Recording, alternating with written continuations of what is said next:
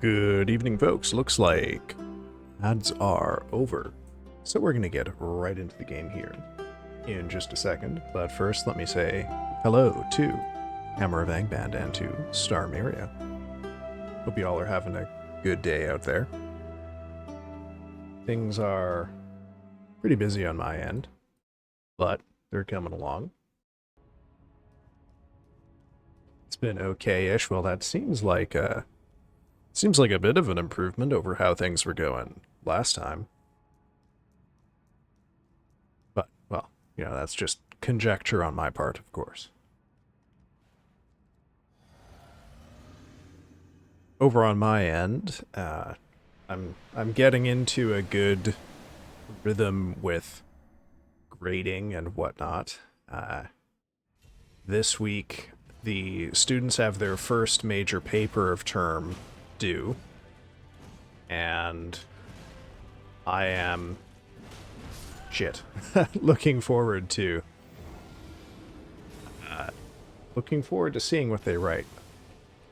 Forgive me, Furrow, I saw that Magic was having a Final Fantasy collab and broke. I also broke when I saw the Final Fantasy collab, but maybe for different reasons. Maybe for different reasons, Hammer. I don't know if you've had a look at the release schedule for this year, but we have another set coming in 6 weeks, which means I think in two or 3 weeks we're gonna start seeing the first round of first round of previews for the next one, which I think is called Edge of Eternities, and then that's going to be it for Magic IP sets this year, because the rest of them are all going to be Marvel Universes Beyond or Avatar The Last Airbender Universes Beyond. Oh shit, sorry, I was so distracted by rage thinking about that. I didn't remember to dodge the boss. Oh, dude, I do not play Magic. You kind of hate that. Yeah, I also kind of hate that. In fact, I really hate that. That makes me want to not play Magic. Star Miria says, hope y'all are doing amazing. Amazing. I am happy that all of the marking is done today. I have 1 or 2 small things that I have to do before I go to bed after stream, but otherwise I'm pretty happy with it. Whip, whip. Ooh. Hell yeah, I think so too. Oh, oh my god. I really thought that last attack I gave him was gonna stagger him, but no such luck. Yeah, I don't play Magic at all, but I've played my fair share of Final Fantasy and may have purchased a smidge. Oh, Hammer. Did anyone tell you they marked up the Final Fantasy Magic products by a ridiculous amount? Like, you're not just paying, you know, the thing is now is that you just consider the following. I don't care. Yeah, fair enough. You have to pay them extra for this shit now. Oh. Wait, keep explaining though? Yeah, the Final Fantasy Magic products were all more expensive than normal Magic products because Wizards basically just treated them as like a premium release. It was pretty grim, I think, and does not indicate good things about the future of Magic, I think. Shit. Jumped too early. I mean, I could keep going. It's just, I have, at this point, all of my opinions on Magic are basically old man yells at cloud, because well, okay, see, this is the thing that gets me though, is that the pictures are not pretty. Like, I was almost kind of prepared to tolerate the Lord of the Rings set that they released last year. But then I looked at the art, and the art is cheap crap. And this has been a recurring problem with all of the Universes Beyond sets, is the art looks so much worse on all of them. And I would love to know why that is. Like the Fallout set that they did in February. Oh no, I'm sorry, the Lord of the Rings set I guess was 2023, but the Fallout set that they did February-ish of last year genuinely is some of the worst art I've ever seen on a Magic card. And my inclination is that, artists are generally people that value their work. So if they're getting crap art for their cards, I can only imagine that's because the artists have substandard conditions to work in. Like, they're being expected to deliver art on really, really foreshortened timelines, or like they're like just being paid crap, which is also a possibility. So they're just not prioritizing giving a shit.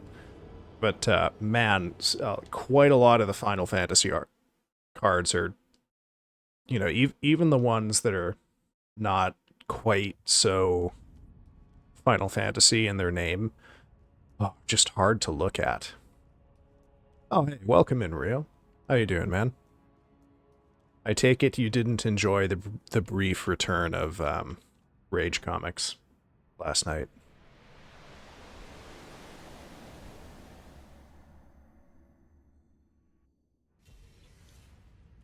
I promise it won't do that again for a little while. Oh my god. Oh my god.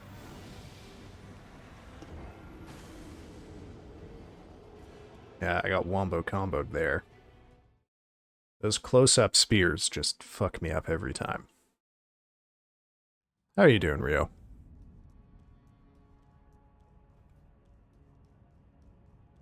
But, to go, yeah, anyway, so I don't know, like, oh, I was just confused because I had no idea that's what they're called. Oh, really? You're uneducated in the mans of in the memes of yesteryear. Just straight up 2009 posting in Discord. I'm gonna say no because the animated ones, those to me are like, that's like late Rage Comics stuff. That's like 2012 ish. 2009 posting. God, what the fuck were people up to in 2009 online? I am like, I mean, Rage Comics, yes, were there. Just like, fuck, I cannot remember what the fuck else was going on. I mean, there's definitely a lot of, yeah, something like that. Oh, what I remember from then was like a combination of very stale references. Like people were still treating Napoleon Dynamite like it was fresh then, which I guess it kind of was, because that was only a couple years old at that point. 2009 was also the heyday of the cake is a lie memes.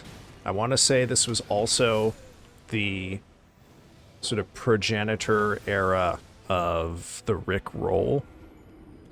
I'm trying to remember too if Harlem Shake was 2009 or later.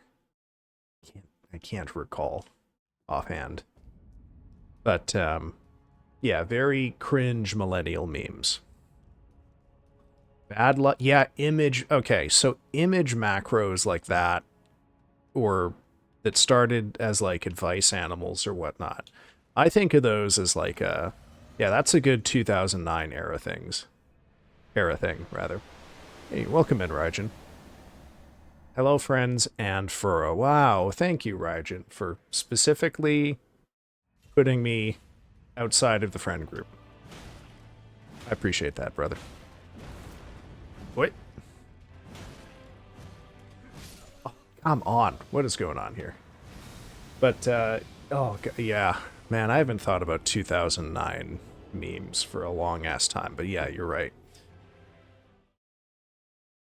But also, this was like, these were the early days of like, viral YouTube videos. So definitely shit like Charlie Bit My Finger would have been the peak of comedy in 2009. Kit Kat 123, welcome in. How are you doing? By the way, I'm sorry that I missed your last couple of messages on the Night Rain stream. I was so like hyper focused on the game that I was not paying adequate attention to chat. That's kind of why I don't really plan to stream, oh shit, Night Rain anymore outside of like collabs and whatnot, because it just oh man, it's just so demanding attention-wise. And I'm an old man. I can't I can't divide my attention all that effectively. I mean, gameplay on the screen right now, for example. Oh fuck. Okay. Well, man was night raining I was night running. I don't know if I was actually raining. Not on that stream. You do you, bro. Oh, you do you, bro. Okay. Well, thank you for the license to ignore my chat. Oh. Kit Kat Cat 123 asks, what's the fundraiser for? Great question. The fundraiser is for Trans Lifeline. Trans Lifeline is a charity run by and for trans people the world over, although I think they mostly serve English-speaking countries. But they operate in Canada, the US, and the UK, as far as I know.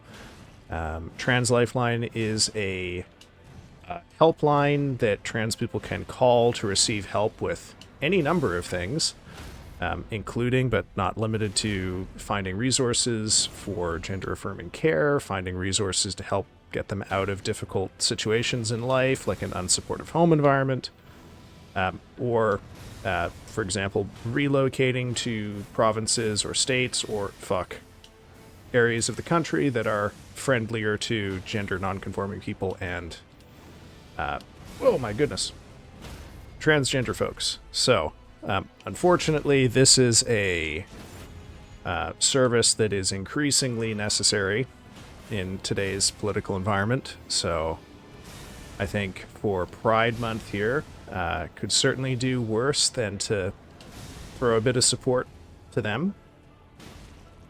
Having said that, I know times are tough for everybody, so I don't...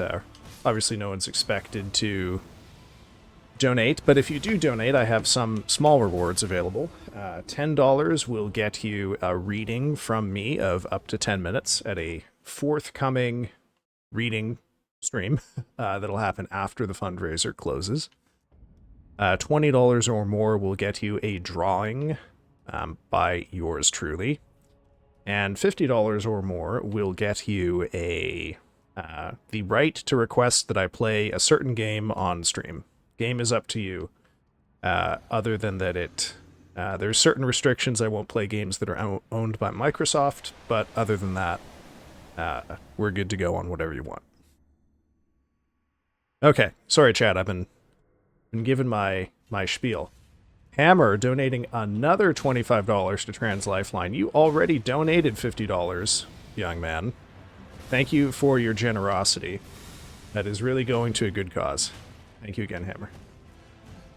Minecraft, why not Microsoft? Because I follow BDS guidelines, and Microsoft is under BDS, so I cannot play games by any studio owned by Microsoft or for which Microsoft was itself the developer.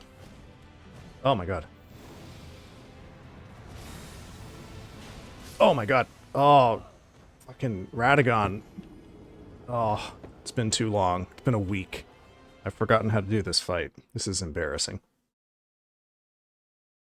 I've been playing oh my god, I almost called it Battle Gear Solid 3. Jesus Christ. I've been playing Baldur's Gate 3. They had, yeah, I saw they had a big patch recently. I haven't really looked at it because I haven't played the game since I think October 2023. September, October. I can't remember when I beat it. That was before I was on strike, so it would have been September. Almost done with Limgrave. Oh, okay. So you're moving up in the world. Have you been exploring outside of the Weeping Peninsula? Battle Gear Solid 3? Oh my god. Solid Karlach? I mean, isn't that just regular Karlach? What is BDS? Oh my god. BDS is a boycott and divestment movement that targets companies that provide material support to the Israeli military.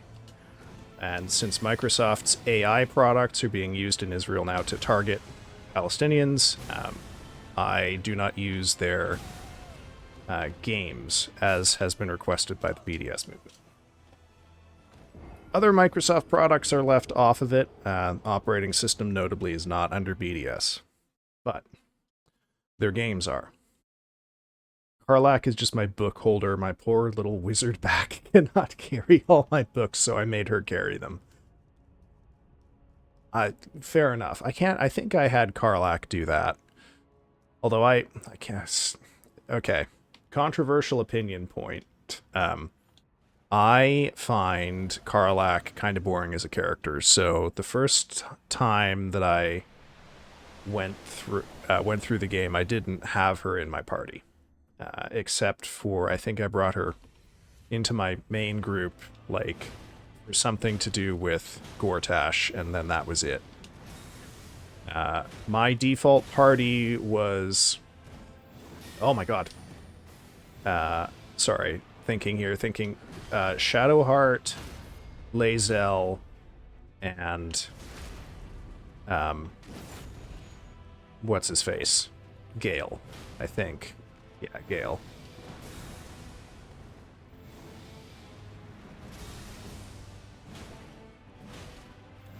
Whoop, whoop, whoop. I played with Karlak in the party on my second playthrough, but, yeah, I don't know, I don't get the appeal. Oh, fuck.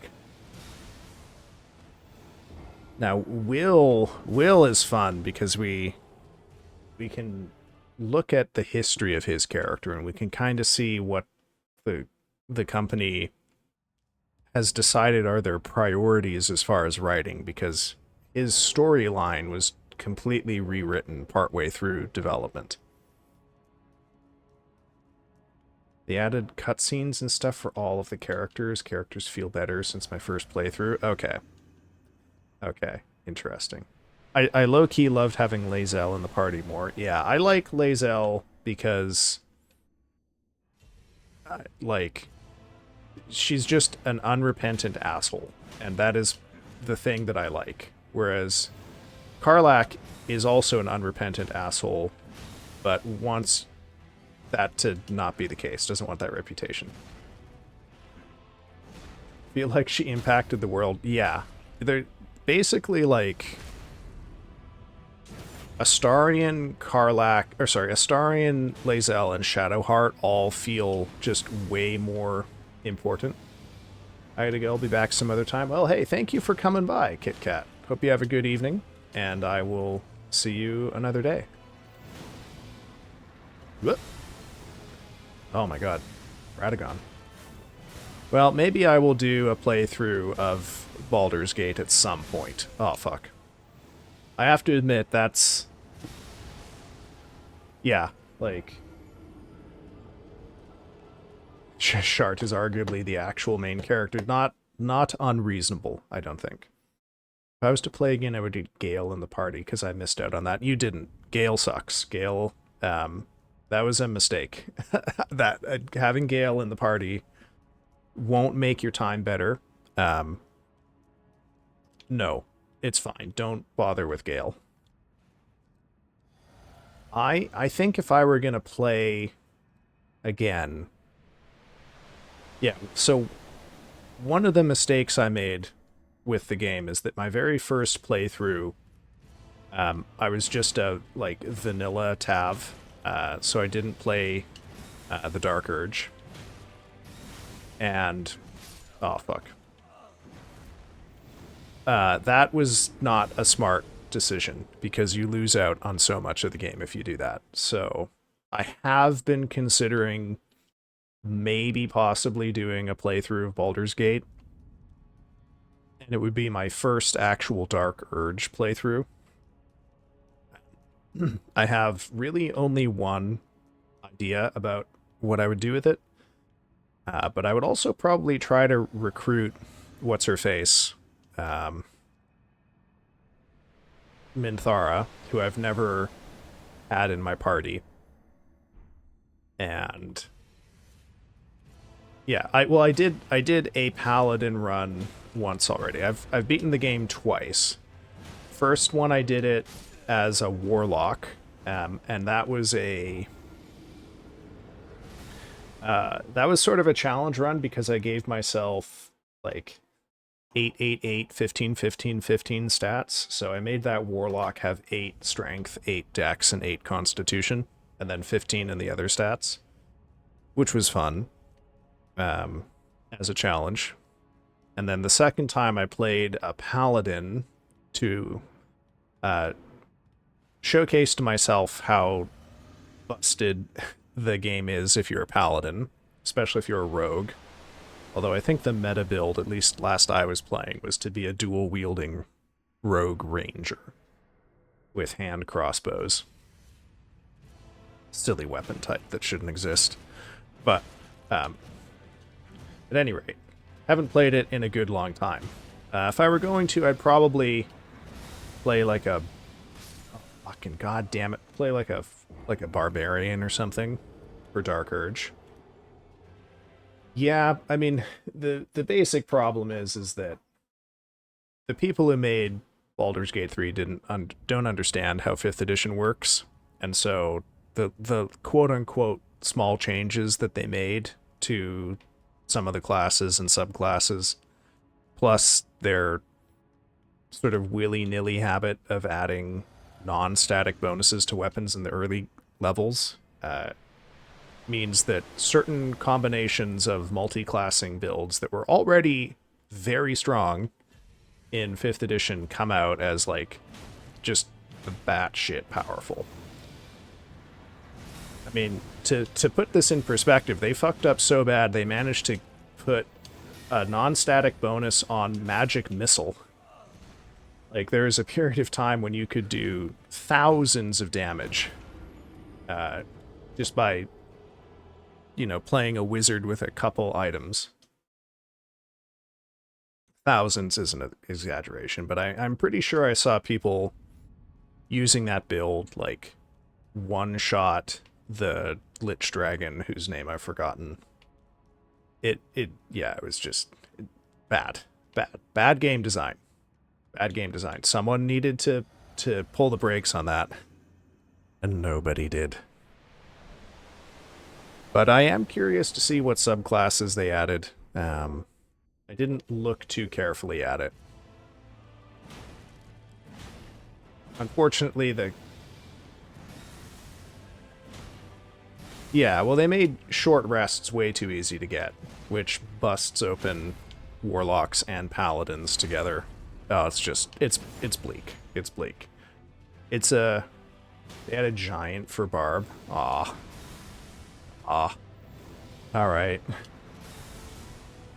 Well,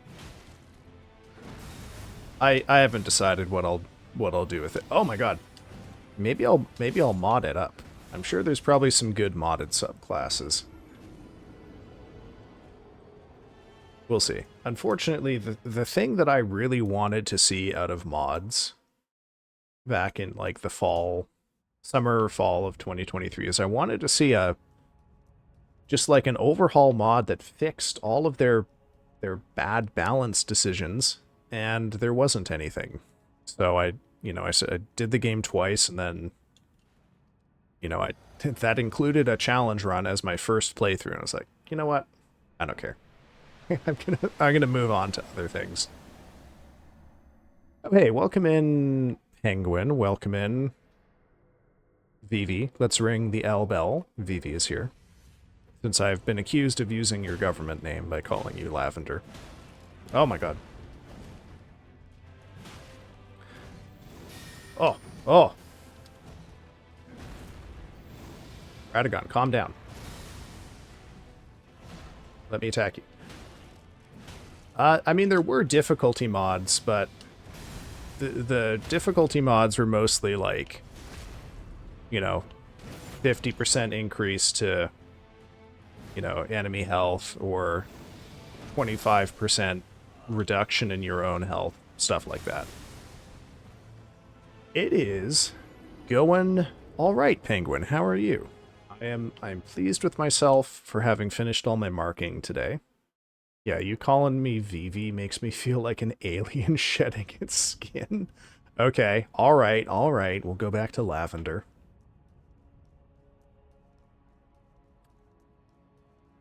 Good to hear. How Penguin, how is your body feeling post-God milk? Oh yeah, we could just start calling VV 55. Oh, by the way, VV, congratulations, you're now an extremely expensive magic card, by the way. Oh, fuck. Feels strong and milky. Oh. I'm sorry I had to bow out of the stream before you hit the 12-hour mark, Penguin, but it was too late for me. I was so tired. The disrespect is now normalized. I can't accept anything else. Well, I think that it's fine to accept disrespect because that's the community we've built here. Your brain bowed out before the 12-hour mark too? Damn. Damn, man.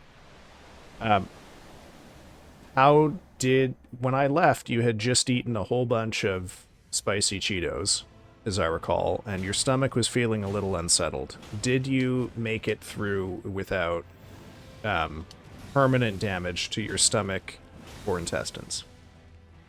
Oh, god damn it. Radagon. Hey, welcome in, Daikon. How's it going?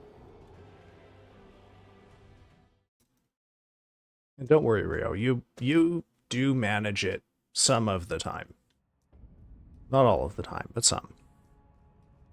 Yeah, stomach was perfect after a bit. No residual weirdness or anything. Perfect, I feel like, might be overstating the case. You did subject it to a whole fucking lot of milk. But I guess if you're you're very lactose tolerant, wow, gold star for tolerance here. Look at this guy. Tolerates all that milk.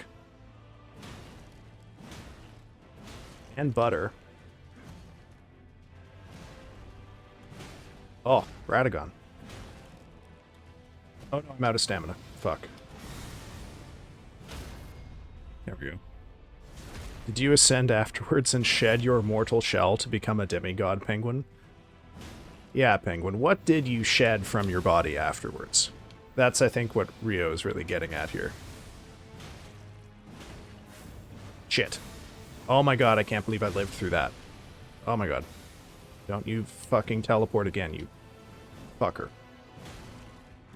Aw, damn it. Little too greedy. Your powers are still coming in. I made soup and went to make a sandwich, but you're out of cheese. Well, that's a tragedy. You've got to prepare yourself better for these things, Rajan. Something had to have changed. Rajan, can you raw dog a sandwich? Man. Man. You can't just ask someone if they raw dog sandwiches. Lavender, you've got to lead up to that. That's that's a very personal question. Take care, chat. I'm gonna get going. Well, hey, thanks for coming by, Hammer. Oh, and I guess see you too, Fro. I was gonna say something about that, but no, you anticipated it. Okay. Thanks for coming by, Hammer. Hope to see you again soon, and thank you again for the donation to Trans Lifeline. You have yourself a very good evening, man. Whoop. Oh my god. Oh, you know, it's funny you mentioned raw dogging the sandwich because in times gone by, Daikon and I had a great idea about how you could make the Great British Baking Show much more interesting that involves a very similar concept. Uh-oh. Fuck. Damn it. Yeah, the lactose intolerance... the lactose tolerance on that rainy little island is incredible. I don't know anything about that, but I'm going to choose to believe that's fact without confirming. More demands for raw dogging. What in the hell has gotten into you, Lavender? I thought I would be in trouble, but I was perfectly fine once my stomach stretched enough to take in the 3 large... Yeah, you drank a fucking lot of god milk, man. 3 large glasses, aka an entire blender worth of dairy, liquefied. You had forgotten about Oh, hey, Rio with the $10 for Trans Lifeline. Thank you very kindly, Rio. I appreciate your generosity, and I'm sure Trans Lifeline will also. $10 has earned you a reading from me, so let me know what you would like me to read on stream. Oh my god. Ugh. Fuck. Shouldn't got greedy there. My mother cursed me with a weak bloodline, and I can't eat gluten without migraines and living in the RR. Which is unfortunate because I used to live on sandwiches and ramen.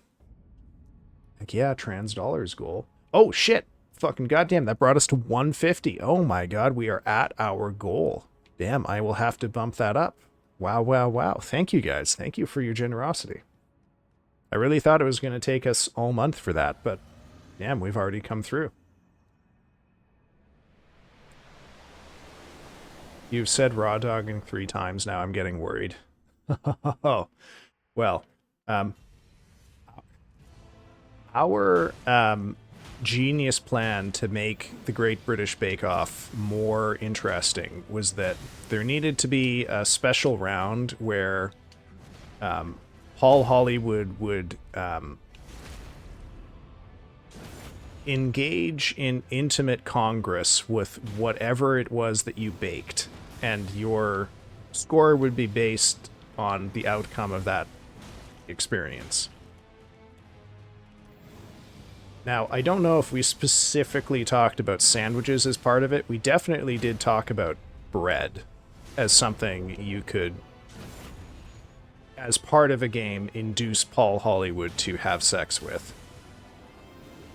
Note, I don't know for a fact that Paul Hollywood has or would have sex with a loaf of bread. This is purely for the jokes, okay? But I guess, you know, we didn't really consider what protection, if any, Mr. Hollywood would use while fucking a cake. Or bread.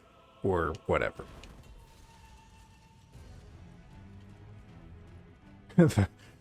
Yeah, if you say raw dog in front of the mirror 3 times, the raw dog himself will come for you.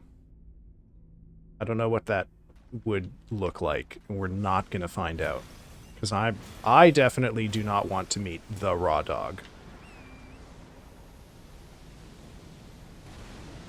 Strangely, in my mind, the raw dog does look a lot like Paul Hollywood. Shit, I'm gonna die. Oh my god, I lived. Okay, yeah. See, as soon as I said that, I knew Daikon would quote it at me or say something about it. Fuck. Just, this is why I can't discuss such things while also playing the game. Because then that happens. Fuck.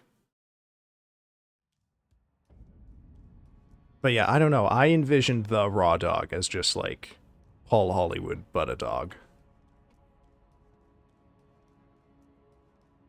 Oh my god, I've missed so much of chat. I'm so sorry.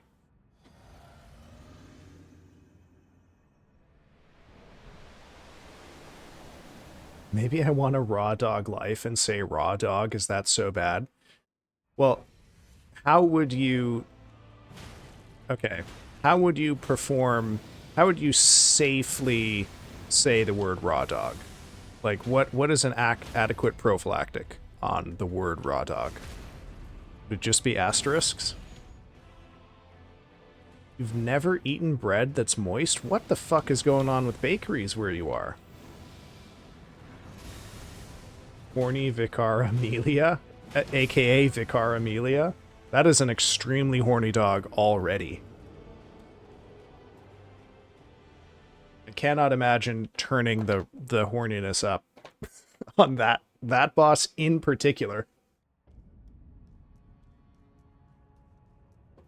You might experience, like, overflow errors on the value that they use. The coded value of Vicar Amelia's horniness.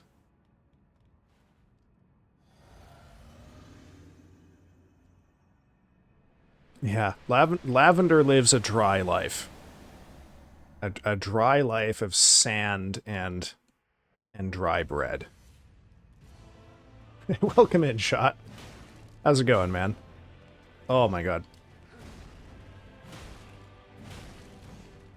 Have you ever had moist bread, Shot? Is this an experience you've had before?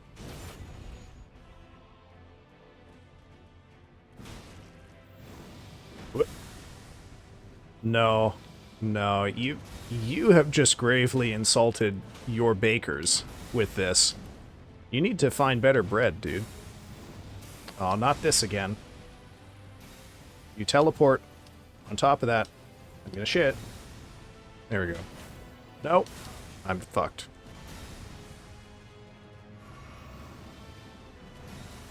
Yeah, moist bread. Blech.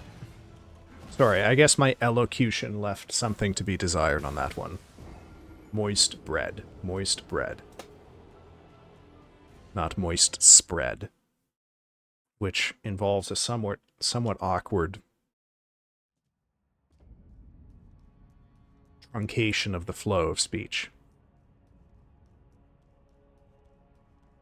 I've never seen, experienced, or knew that kind of bread existed. Yeah. Yeah, no, I'm with Daikon on this one, man. Lavender, you have you have unnecessarily subjected yourself to mediocre dry bread. Expand your horizons. I know you're supposed to track down the American pilot of Twin Peaks, but find some good fucking bread while you're at it.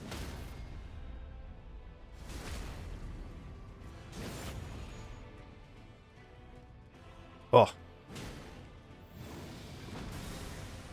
Okay, okay. So, you know, I had maybe some ambitions that this stream could maybe see me beat the boss, but you know what? I don't think it's going to happen because I'm way, way too rusty here. Oh, not the good soup shit again. Aw, god damn it. I got juked by Radagon. Oh no. Damn it. Well, what is the soup? Are you just eating nothing but biscuits? Just stuff to dip into liquid?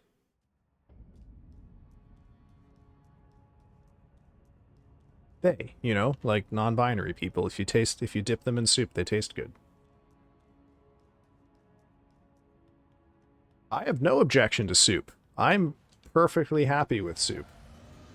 In fact, in chat, we've got Mr. Piss Soup himself, Penguin Home. Ask him about soup. I feel like raw dogging a bakery is called robbery in most places. So I don't know if I would recommend that. But, you know, conduct a transaction at a bakery. Hey man, if you save me, like, I don't know, I want to know about the staggeringly dry bread that Lavender has been experiencing exclusively. And Daikon, if you make a bathtub full of soup, just let me know what kind of soup it is, because the volume necessary, I guess, to fill like a bathtub with soup, I don't know. Certain soups just don't make, I don't know. Certain soups feel like pot soups, and some soups feel like bathtub soups, I guess. Ay, ay, ay.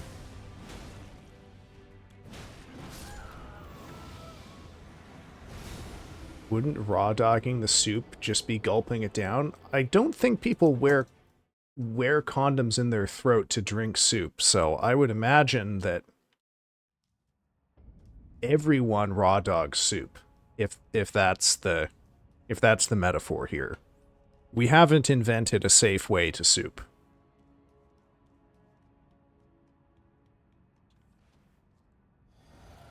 Yeah, so you can make bread dry on purpose, and it's good. But it seems like your bakers have, you know, not learned restraint on that. Where do you live where no one knows how to make bread, but everyone knows how to make biscotti? Oh, fucking goddamn it.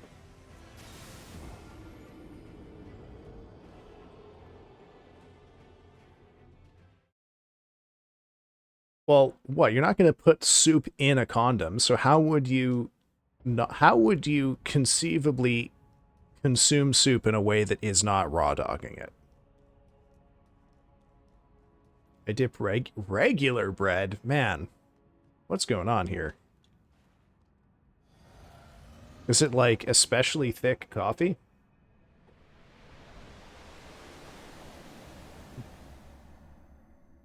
Only makes sense if you can raw dog something while drinking it. You'd have to have a safety dog option. Oh, you toast it first. Okay, that makes a little more sense. I'm gonna spell that with my accent in an attempt to annoy the English teacher. We do have bread. It's not all biscotti. Oh, yeah, milk tea could be good. You know, it's not all biscotti. It just all wishes it were, right? Not all biscotti is successfully biscotti, and it seems like every bread you have ever eaten is in some way an attempt to achieve biscotti.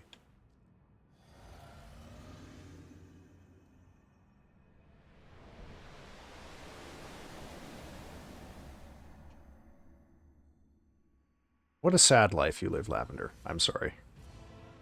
The mid bread. Yeah, that's like that's the middle class aspiration for bread is to become biscotti. Oh. Oh. Biscotti is too hard to choose sometimes, so a small bread roll works, but your bread rolls are also biscotti, apparently. And biscotti kind of works because it is fairly small. Got an entire roll of biscotti is a... Well, okay, look, I'd be lying if I said I didn't want to try that. Oh, hey, welcome in, Saki. Haven't seen you around for a while. How's it going? Alright, there we go. Whoop. No. No. No. Radagon, fuck off. No. Oh, the most annoying combos. Stop it. Oh, damn it. Okay. You're getting shame. You are getting shame circled. Hey, you want to know another shame circle thing for Lavender? Lavender here promised she would show her friend Soggy the pilot to Twin Peaks before Sunday night, Twin Peaks movie night. And guess who forgot? Guess who forgot to do that? What's y'all's favorite breakfast food? I'd ask Fro, but man's cursed with no tongue. What is my favorite breakfast food? Goddamn. Back when I could taste stuff, I did like a good English muffin with, like, egg and maybe a Beyond patty on it. That was pretty good. I'm not really a cereal person. What are other, like, breakfast foods people like? I guess eggs. I think of eggs more like snacks. I don't know if I would eat... Oh, fuck. Just, like, eggs for breakfast. Okay, wow, I actually didn't ask Fro because he's fucking wrong. Okay, fine. Okay, fine. Because you could have a wrong didn't know you could have a wrong option. Prof, you're out learning me. What's wrong with an English muffin? Really well-made tofu scramble is fantastic. I don't doubt it. I've yet to encounter one, but I trust you that a good one exists somewhere. I mean, yogurt is yogurt and, like, some fruit and some nuts. I used to do that, too, every now and then. Oh, you know what? You know what my favorite breakfast is that I never actually eat for breakfast is huevos rancheros. Unlike you, Penguin, I don't eat expired dairy products.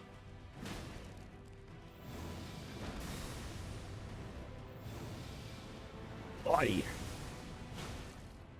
Nooch is great. I don't know, have I ever put nooch on eggs? I guess not. Well, maybe I have and I just forgot. Oh, fucking Radagon. Stand still. Oh, I'm sorry. Are we being pedantic here, Penguin? You put it in your mouth and ingested it subsequent to that.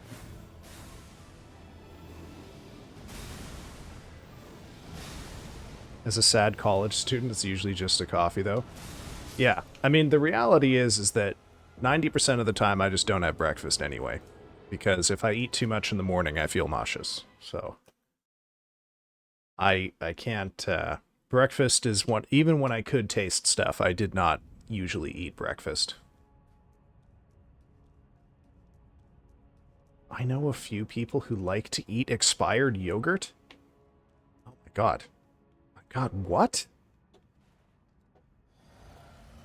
What? Okay, no. Stop. Explain yourself, Soggy. What do these people get out of expired yogurt? Texture of an English muffin is an excellent summation of the English palate in general. Oi! I agree. I mean, to me, an English muffin is just like a bread potato. It's largely boring and tasteless on its own. It's there because of what you put on it, right?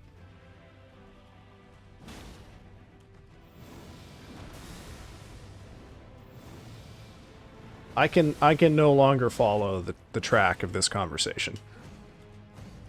So you're telling me Soggy and Lavender live somewhere that has enthusiasts of stale or badly made bread and expired yogurt. I just, like, is it fermented yogurt? I don't get it. Joke's on you, I'm already in... Oh, okay. IDK, but I know a guy who likes to eat expired food. Because he orders a lot, I think. Oh, sorry, I gotta pay attention here. Just eats them expired because he doesn't want to waste it. Oh, I see.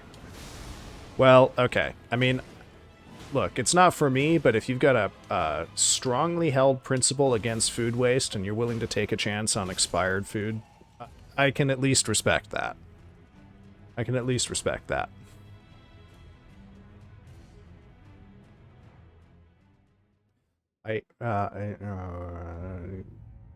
Well, Soggy, Lavender has spent like the last 40 minutes doing the absolute worst job possible representing local bread. So perhaps you could defend the qualities of bread nearby.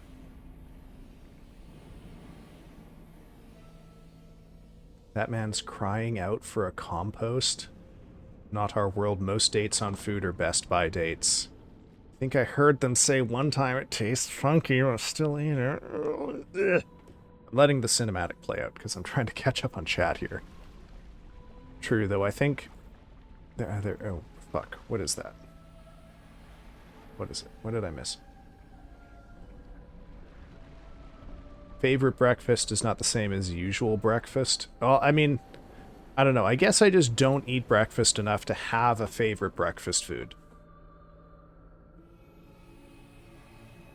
Moist bread is soft and fluffy. It goes hand in hand. Our bread is very soft, not moist, okay? I mean, oh my god. The fuck was that? I'm not going to reveal any more information, but I have a sense of the kinds of things you might be exposed to, and I would agree that soft is a pretty good descriptor of it. Fuck. But I have definitely had bread from bakeries that make your local cuisine here, and they make them moist.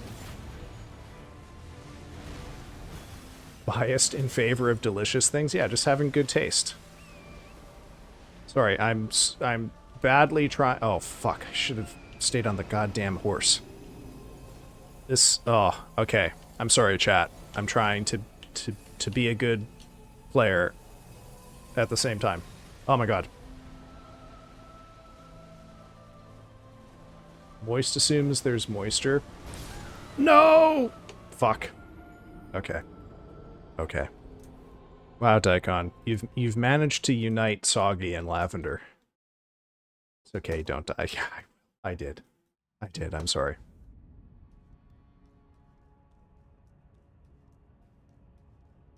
Very sad. When have you ever peaked at good player? God.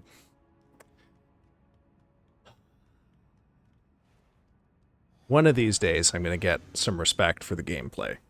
But I think if I wanted that, I'd have to not read chat. And I don't really know what the point would be if I don't read chat. So, this is the curse that I have willingly taken on myself. You are all my curse, but also my boon, I suppose, because through that curse, I receive many, many insults, but also $150 for Trans Lifeline, which, incredible. Thank you for your generosity, folks. I know for the PCRF, we managed to get it up to 500, but I'm gonna level with y'all. In the month of May, and particularly the last 2 weeks of May, and then the first week of June, oh my god, the average viewership of this channel declined by 60%. So I was kind of worried about setting an ambitious goal for the Trans Lifeline fundraiser, because I didn't think we'd be able to hit 500. So I went with 150, thinking that would be adequate, and we could do that in a month, and we pulled it off in 2 weeks. So I'm very proud. That seems like good news to me, and it's going to a very worthy cause. I used to respect you, and then the Malekith incident happened. Okay, which incident related to Malekith is the Malekith incident? Was it me using the wrong relic the whole time? Oh, fuck.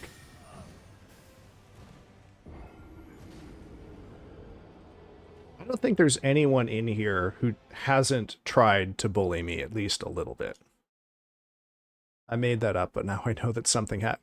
Were you not there for when I realized that I was using the wrong relics for, like, the first stream and a half of fighting Malekith? What would the other... I guess the other Malekith incident would be that time I very, very nearly killed him, and then it took me another 3 streams to get that close again. Yeah. You know what? The thing about Malekith is, I would have... If you had asked me back in January, I would have told you Malekith would probably take me like 7 streams. Because that boss was, generally speaking, like the hardest boss for me in normal playthroughs. But something just clicked. And it worked out, so... We do it with love, Professor. It's got the fucking cursed nickname. Finally shed Piss Boy, and now you're all calling me Fur again. Oh, hey, welcome in, Griffin. How are you doing, man? This is our last pull before we hit break, because we got ads coming up here real soon. I gotta go lose 100 games of Marvel Rivals. Hey, well, thanks for coming by, Rio. Glad to have you around. Hope you win at least one of them. And don't rage out too much, man. It's going to be a hot summer. Gotta save some of that heat for later. I will never call you that, only... Well, thank you. I think... I don't know which of those is worse. I've lost chat again. I'm sorry. Oh, god damn it. Oh, fuck. Alright, I'll look at chat and then we'll go for the ad break. I believe I originated Fur. I think you did. That's been around about as long as you have.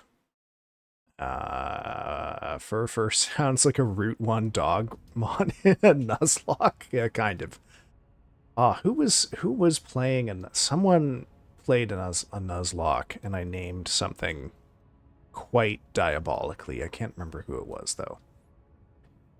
I am not a furry. I'm not a furry. I have nothing against furries. I'm just not a furry. I've been queuing up losing 2 games and just going outside. Hey, you know what? You could even skip the intermediate and just go right outside too. I'm not a furry. I'm not a furry. And on that note, we're gonna go for break, folks. 3 minutes break, plenty of time to go grab something to snack on, something to drink. Take your medicine if you've got medicine to take, or do what I'm gonna do. Get up, walk around, and stretch. All right, folks. Oh, and if you do stick around, let me know what Twitch thinks you want to buy. All right, I'll see you in 3 minutes, folks. Bye-bye.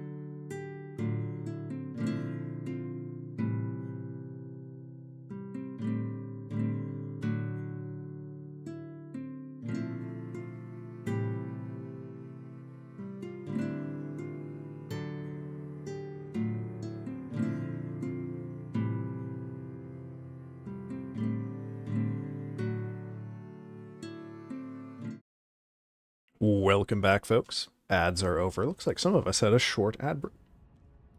Oh, and Daikon is gone. Thanks for stopping by, Daikon. I will see you later this week. Or Wednesday, or whenever. I don't know. I have streams. And not. What am I talking about? Hello. What did Twitch want you all to buy? I'm curious. My Twitch ads are extremely uniform. I pretty much get either ads for Magic the Gathering, whatever big game release is about to drop for ads to become an accountant in Canada. Or actually, you know what? There is a fourth. I do sometimes get ads for, like, cellular phone plans in Canada, too. But that's about it. Never get anything exciting. It seems like the Americans get shown much weirder and more fun ads. Oh yeah, we got an undersupply of accountants, I suppose. Very necessary, I've heard, because people keep thinking ChatGPT can do their accounting, and that isn't true at all. So, oh, why did I get greedy? Why?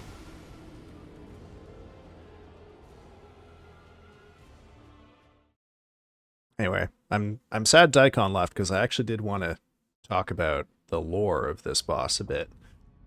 And I know he would be interested in that, but alas, alas. This is the kind of greed they talk about in the Bible. Yeah, I wanted to hoard, you know, heavy strikes upon the forehead of this half-broken man. And for that, I was struck down. What a tragedy. Okay, what were we talking about before we got into this 40-minute digression about bread dryness and then also raw dogging sandwiches? Ay. It doesn't want you to her close to their fore. I'm sorry, Soggy. You might have to try again. I'm too old for that one.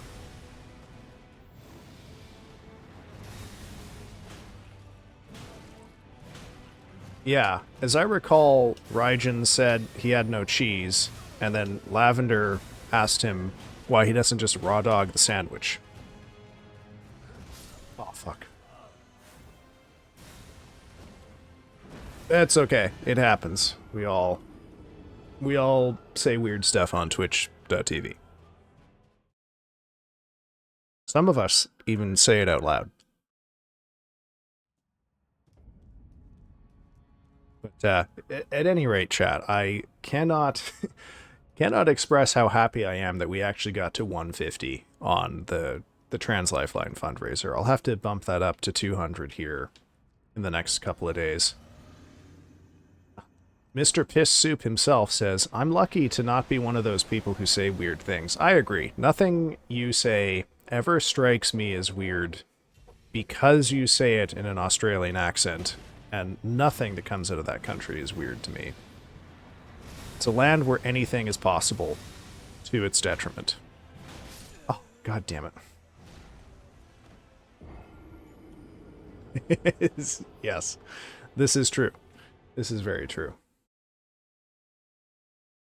I don't know, like, I guess it is a quote-unquote funny meme to laugh about what a nightmare Australia is because of the snakes and the spiders and the bugs and everything. But I don't know.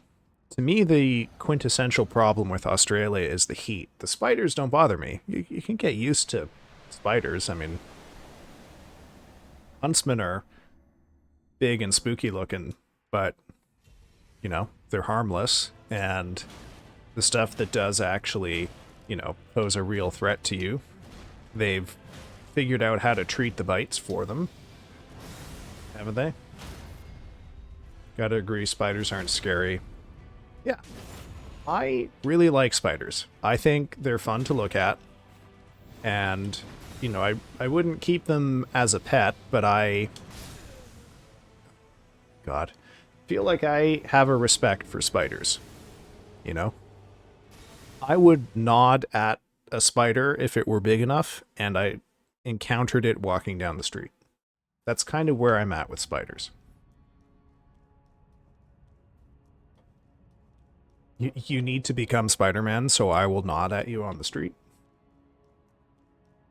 You should, Noir, you should become Man-Spider instead. That was my favorite Spider-Man villain from the mid to late 90s Spider-Man TV show. Can't remember exactly what made Man-Spider become Man-Spider, though. And no, it was not a human biting a spider.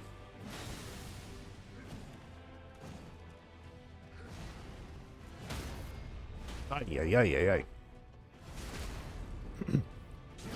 Radioactive spiders are not a choice, so essentially I need to go the Spider-Man 2009 route. Oh, really? Remind me, what is the deal with Spider-Man? Oh, 2099. Oh, okay, sorry. I guess that's just a fancy suit, perhaps.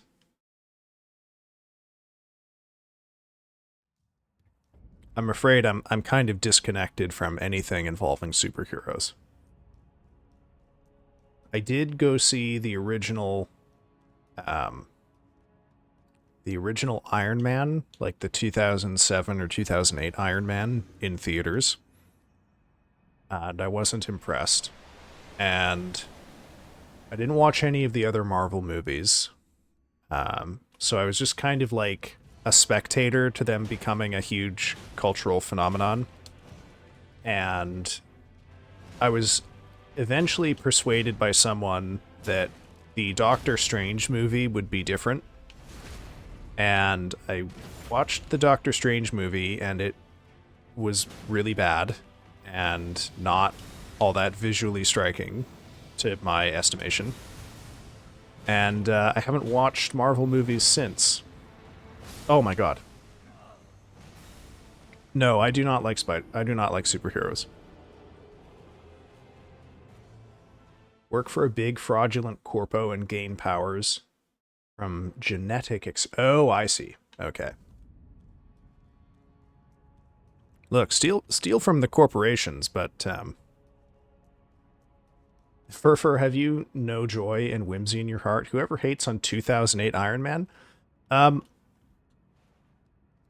You know, I wouldn't give that movie like a C-. I remember it being okay as an action movie. What I remember not liking about it was that all of the best action scenes were about Tony Stark beating up Middle Eastern guys, and I thought there was probably something weird about that.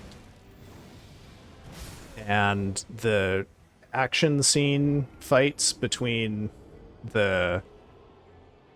I can't remember the name of the villain in that movie, but like the other guy with the Iron Man suit at the end were kind of mediocre and boring. So I didn't bother. It was fine. Its politics struck me as weird and reactionary, so I didn't really want to follow up on it.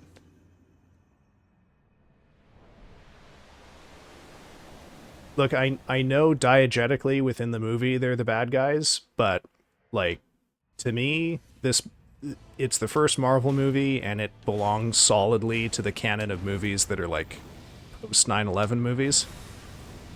So it just struck me as a choice to make all of the first half of the movie's villains be... I can't remember where it was set, but like they're all Middle Eastern guys. They are sort of Al-Qaeda coded. And yeah, it just I don't know. Didn't inspire me to go any further with it. Oh, I took a hit on this fight. Well, I'll keep going. Cannot believe it's possible for Radagon to hit me at level 1 and not kill me. One of the things that has really shocked me about doing this run is how many hits are actually survivable at level 1. Just not a thing I anticipate. I fully thought by like halfway through the game, even a little glancing blow from the bosses would take me out. But no, here we are. Here we are, surviving direct hits from the final boss of the game. We could even take a hit from Millennia. Good lord.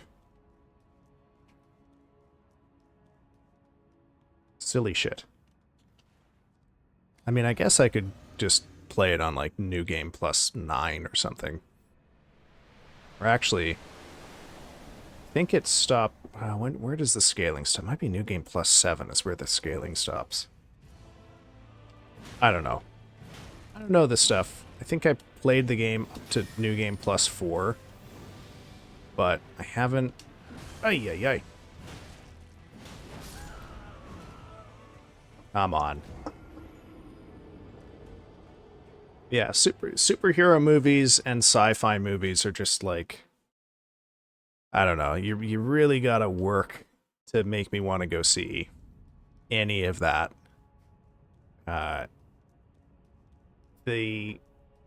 Like...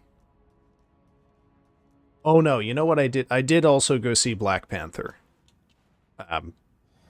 Which is also a propaganda movie for America. But, you know what? I guess Marvel gets like half their fucking budget from the US military, so I guess I shouldn't be surprised. Ay. What is going on here? The thing that kind of strikes me about Marvel movies that I do, like, find interesting as a cultural phenomenon is that these movies are, like, they're incredibly profitable. I don't know what it is now. I'm sure if I looked at, like, the top 10 highest grossing movies, like, 6 or 7 of them are Marvel movies now. They're very popular. They're, like, huge cultural phenomenons. They've made superhero into, like, the dominant genre of popular entertainment at the movies in terms of, like, blockbuster stuff. When that used to be sci-fi. And then for a few years, immediately post 9/11, it was fantasy. But we'll not worry too much about that for now. Okay, so they make a ton of money. They're extremely popular. They cost a ton of money. They look like shit. Like, they're ugly movies just at the level of cinematography and direction. And that's a thing that I don't understand, because I thought surely, like, with how much money these things bring in, they would not have to be so, like, I don't know, boring with their, like, how they compose shots or things like that. But I guess it's like, you know, it is an outflow of how they handle the labor for CGI. So what I have read a bunch of is reports from people who have worked for Marvel Productions as, like, CGI artists, and it's hell. They are constantly making changes in how they want stuff to look, and when you look at how these things are actually filmed, a whole lot of shit that you would expect would not be green screened, that is just a physical set, is in fact shot on a green screen.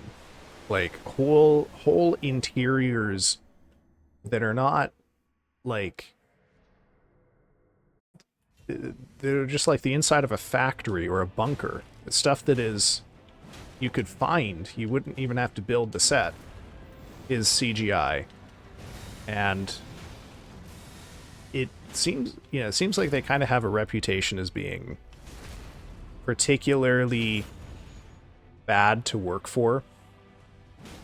And I gotta, I kind of gotta think that is the other side of the coin, that they look like crap.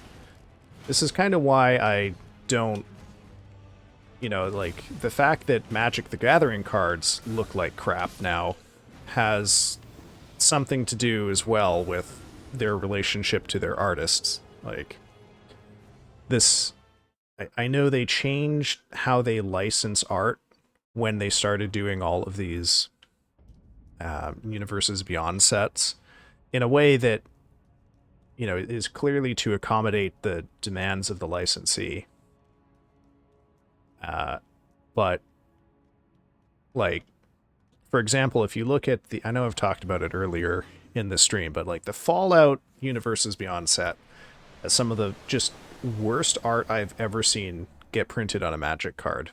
But a lot of the art in that set is not credited to a person. It's credited to a studio. So I would guess that probably Wizards is changing how they handle contracts behind the scenes, and this is producing really, you know, unfavorable conditions for the production of good art. Even for something like a Magic card where, you know, no one's asking this to be put into the fucking Tate Modern here. Right? We just want it to look good.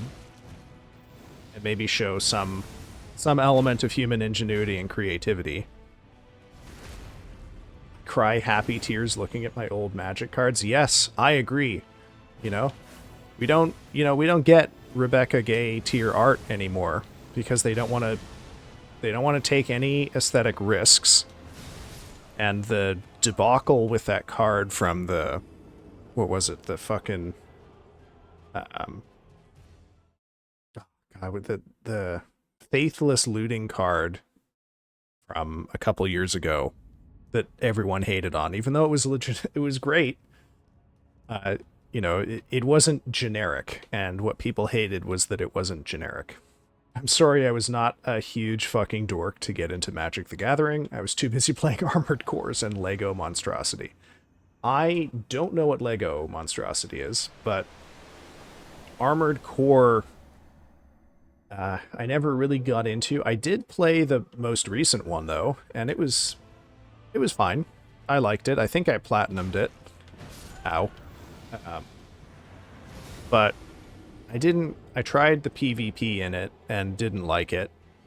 Unfortunately, that game really, I think I'm too old for that game. I cannot process things at the speed that I need to be able to play that game effectively.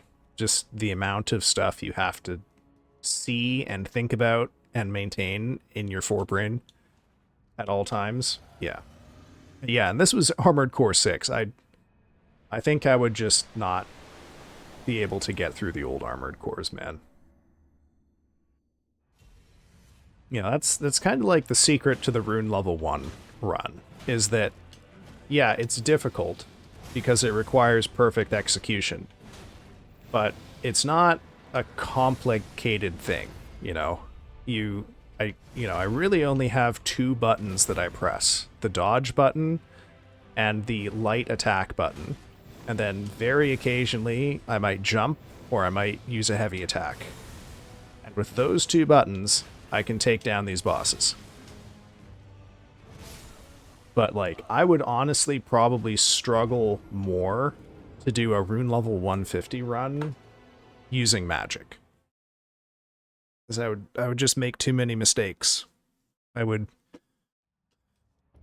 select a spell the wrong way, I would cycle through too far, then I would panic, and then I would use the spell instead of just cycling again, and oh man.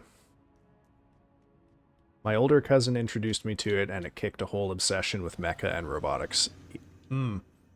I probably would have gotten into it if I had run into it, I don't know, like pre-2003 or something, but after that point, my preferences aesthetically were no longer conducive to either superheroes or sci-fi.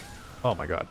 I wasn't even really into superheroes as a teen, because I got into horror very, very young. And I guess they're just, whatever fix people get from superheroes, I got elsewhere. I don't know, whatever it was. I'm trying to think of sci-fi, because I've never really liked Star Wars. I loathe Doctor Who. I did not really ever get into Star Trek. I'm trying to think of like just straight up sci-fi movies that I like. And it is a fight. Think of them. Oh god. Sci-fi games. I guess I like Time Splitters, but that's kind of a comedy. Uh, oh, which is weird because normally I don't like comedies either. But you have sci-fi. There are some sci-fi horror things that I like. Like Alien is one of my favorite movies.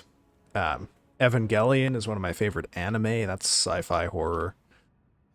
I don't know, like straight up sci-fi just just doesn't just doesn't land for me. I don't know what people get out of it. I don't know what even is a straight up sci-fi movie. Oh,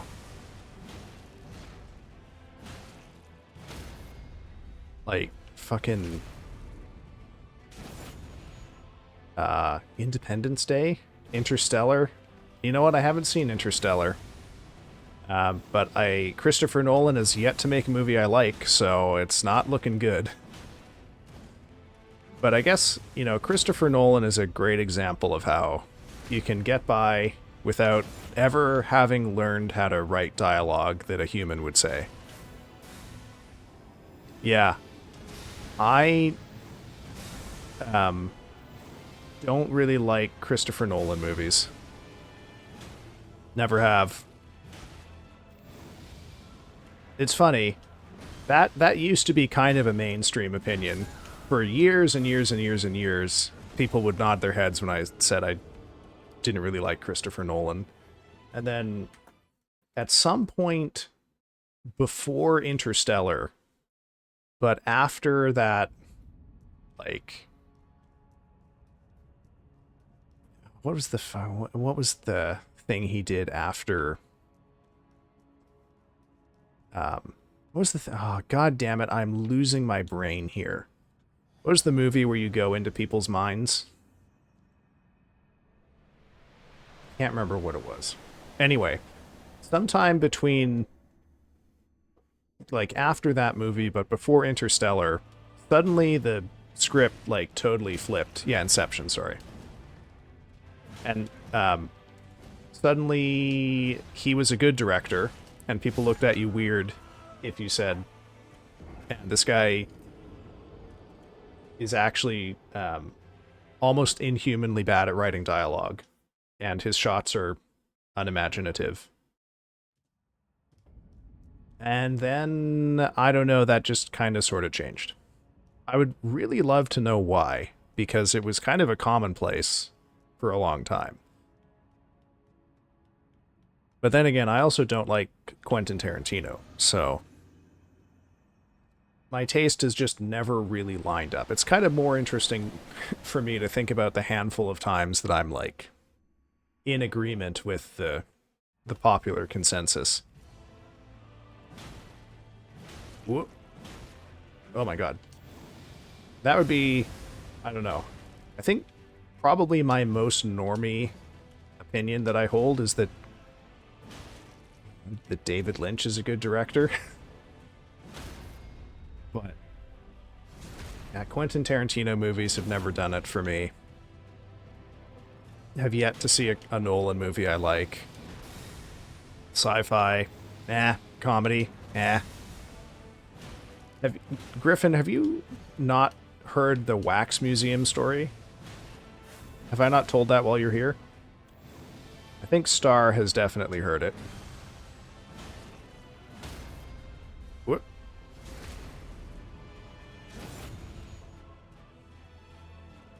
Oh no.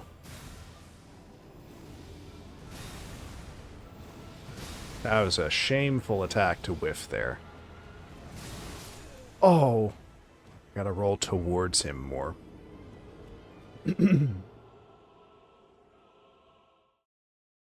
I feel like my whole deal makes a lot more sense if you've heard the Wax Museum story. And also the story about my grandma's video collection, because suddenly my taste in everything will make a lot more sense.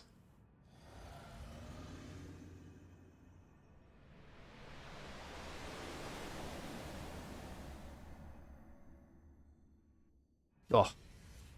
Alright, Radagon.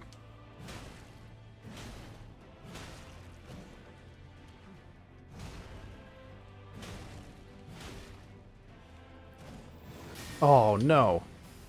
Okay, I'm just going to let him kill me here. No, that attack takes too long. Never mind. Takes too long if he grabs you. Not if he just blows you up. Oh, God.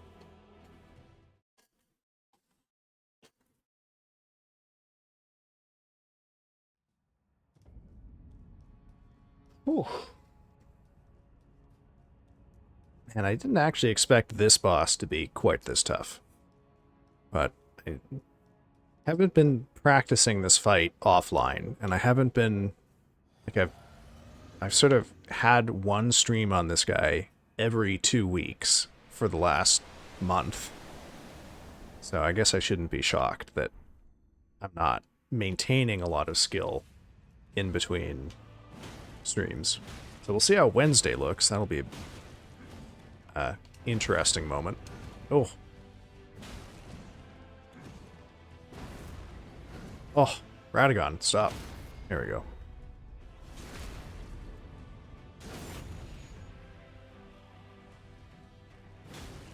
I mean, you know what? You know what I actually just occurred to me, my most normie opinion, is that FromSoft games are good. That's my normie opinion. I would actually, you know, be interested to hear more about...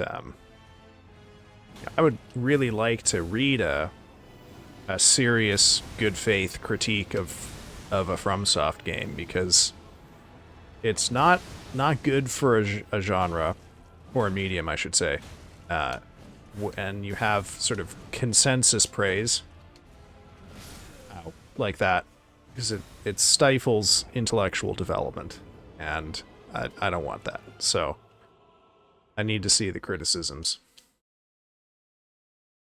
I'm just sitting here nodding. I realize I'm an old man. Well, hey, most of us, other than Lavender and Rio and Soggy, are all old farts, I think.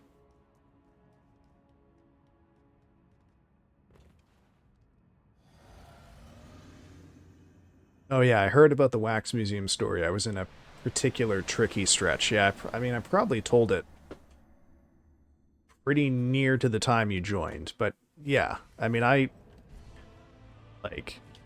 hit me at a very formative time, and pretty much ever since, you know, I've been I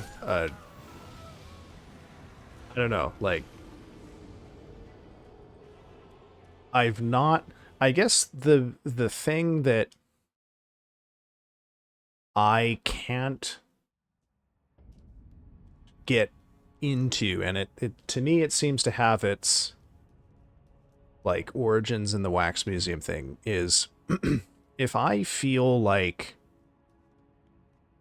I'm playing something or watching something or reading something that was crafted to like make me feel good, I find that repulsive in the literal sense. Like, it repulses me like trying to jam two same poles of a magnet together. So, like, you know, I like fantasy, but I don't like escapist fantasy. And part of the reason I like horror is that escapist horror is not really a thing. So it's a very consistent genre experience for me. Sci-fi, though, like a lot of sci-fi reads to me as escapist, ditto superhero stuff. And I find it very difficult to get into that.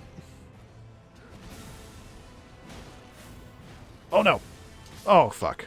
Oh man, I don't know how to survive the burst and the follow-up on that one. I'm the Gen Z here teaching you what the memes are. Teaching you what the memes are to the grandpas and the meemaws. It's always a useful service, I think, so thank you for that. Also, from Soft Critique, I wanted to recommend Joseph Anderson, but in recent days I found some of his points are in bad faith. But I have seen some good critiques on YouTube. See, YouTube, unfortunately, is not a place I go to look for good critiques. If I just search Joseph Anderson on YouTube, will I find his stuff?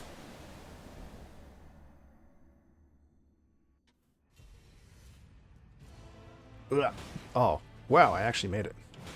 I nodded off twice. I'm going to bed. Have a good night, friendos and Fur. Thank you once again, Raijin, for making sure no one would confuse me for one of the friendos. Appreciate the clarity. You have yourself a good evening, man. Get some rest, and I will catch you another day.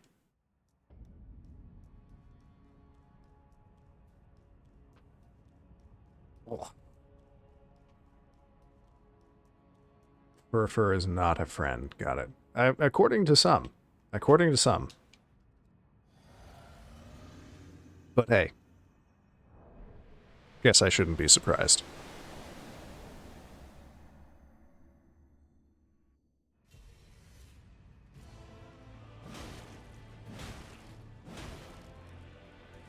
Like, for me, one of the things that I notice as being, like, indicative of a consensus praise problem with FromSoft is that it's almost impossible to mount a critique of any of the boss fights without people saying, well, just get good, or it's designed to be hard, or whatever. And, like, I get the impulse, because the games are hard, and there are a lot of people who are just not good at the games who present that as the game's problem. But on the other hand, this has achieved such a huge portion of the... This has become so much of the default answer that it is... like, you would think it's not possible for FromSoft to make a bad boss from the way that this gets deployed way outside of that context. Oh no! But I would also like to... Yeah, any fandom has sweats in them and no one likes them. Yeah, the problem is, though, is that... I don't know if this exists for other difficult games, but I would imagine that games for which the difficulty is part of their reputation tend to invite sweats more than others. That seems to me to be the case here. But I would also... Oh my god. Oh, that was a spirit. What the fuck weapon is... Oh, okay, I missed it.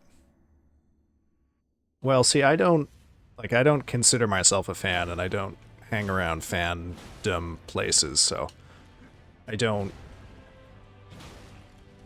really... Ow. Like, I don't know fan sites or whatever, but or fan discords, I guess, would be the place where people would accumulate now. The story, to my mind, and I guess their aesthetic strategy is something I would really like to see more critical evaluation of. And I mean critical in both senses here. Like, the gameplay has its quibbles. I mean, I still feel like I'm trying to learn the gameplay to the extent that I can myself give an informed critical discussion of it, but the story is quite a different beast, because their method of conveying the content of a story is so obscure that, somewhat famously, this has generated a massive, secondary industry of people whose job it is to just sort of reconstruct what the story is. And to a point, this is, not really a problem, I guess. But what it does mean is that a lot of people mistake a descriptive retelling of the story for an analysis of it.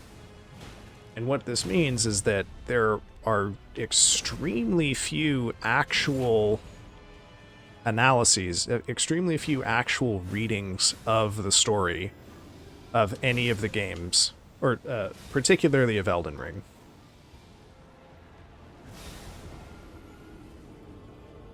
So you know, it,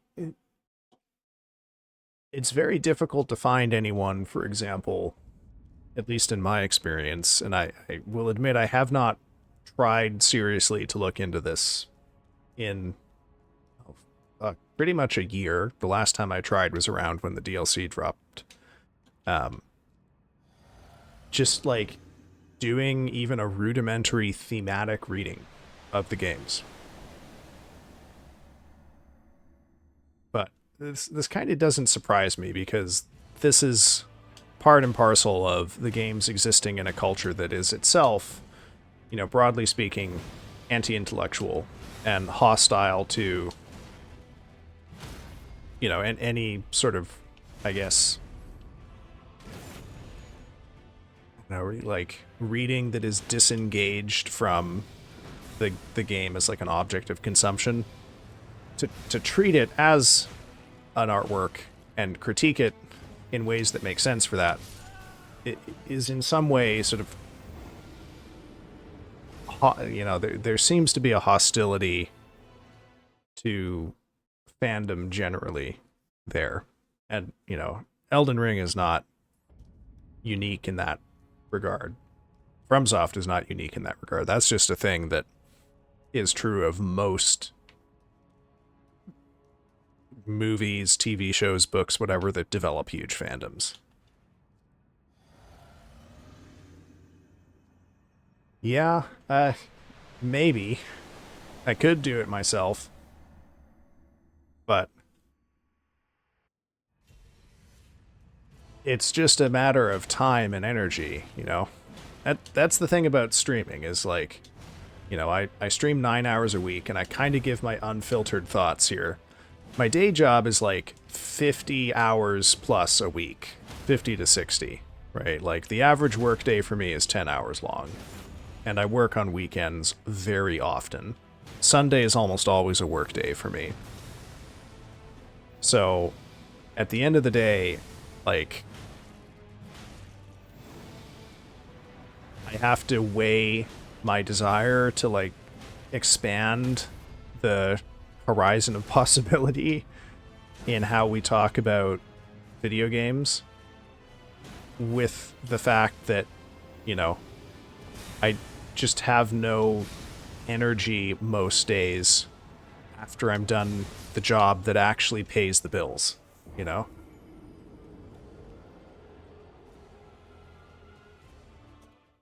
Where's the drive? Where's the power? Where's the hunger to devour? It went into the thing that pays my rent, right? Which this doesn't, life would be very different if I could pursue these things as they occur to me. I'm back. I got really into this everything bagel sandwich with a quinoa burger and ham slices on it with Nooch hot sauce, barbecue sauce, and ketchup. That does sound good because I can occasionally taste barbecue sauce and occasionally I can taste ketchup too. So I'm jealous. Sounds like it was a good sandwich. What is fake ham for you? Is it like really thin slices of tofu? Because I like floppy slices of meat strike me as something that would be difficult to emulate with most meat substitutes, at least that I'm aware of. Oh. Like there is, every Christmas I buy the vegan ham, or the vegan roast, I'm sorry. But that shit does not cut well. It sort of crumbles off into chunks when you try to.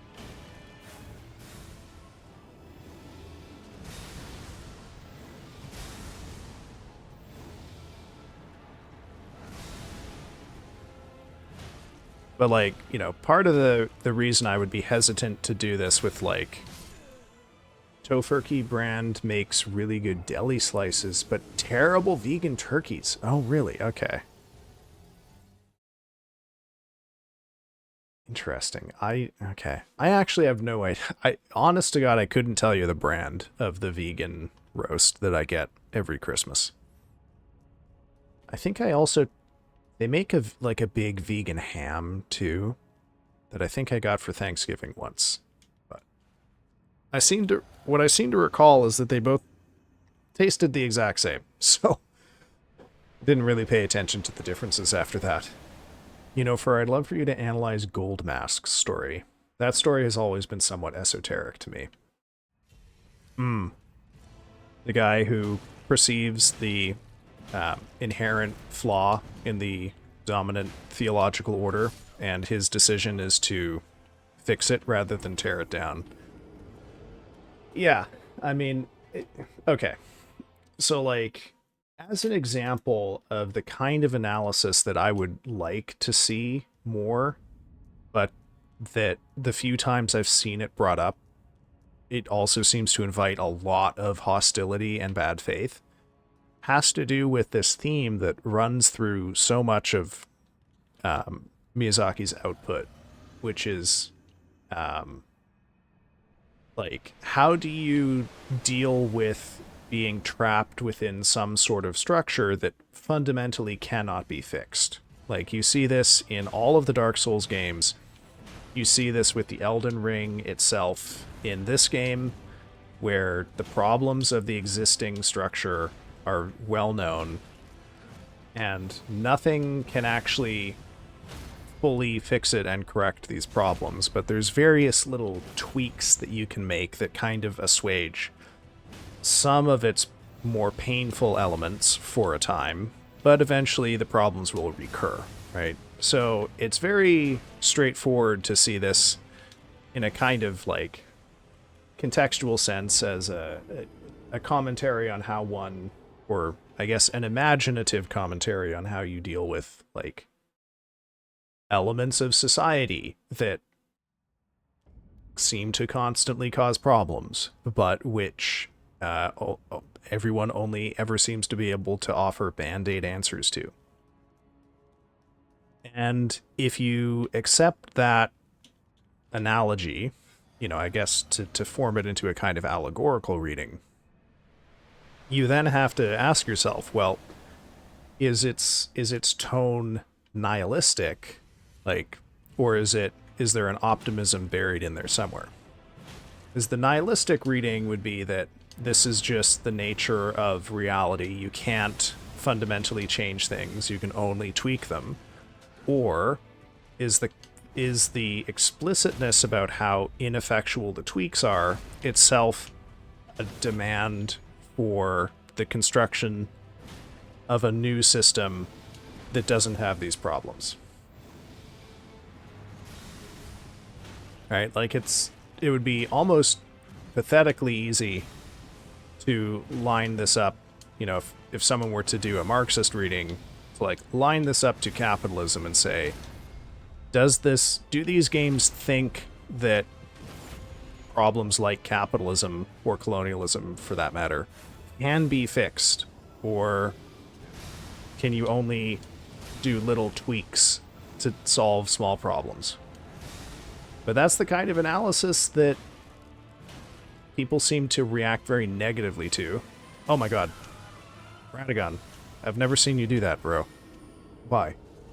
To be honest, isn't that a through line in all Japanese media? Things are fucked in a structural way, and it always ends up with you trying to fight gods and end in fire and chaos of some kind before rebirth. Almost like Ragnarok. Yeah, although, like, I mean, I don't know enough about Japanese media to like say if this is a thing that is common or not there. Like, this is a world where you know, in Dark Souls, in Elden Ring, and whatever, you make you find some sort of technical exception so that you can make Ragnarok happen 100 years later or whatever, but it's still gonna happen.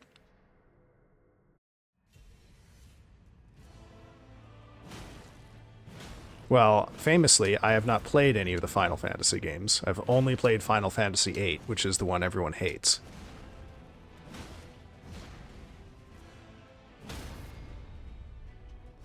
But I, of course, have no idea what is different about Final Fantasy VIII, although everyone tells me it is. because of course I haven't played any of the other ones.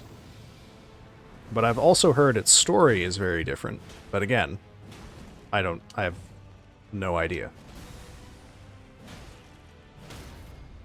The thing about it is that I didn't like Final Fantasy VIII, and so I've just never had any desire to play the game since.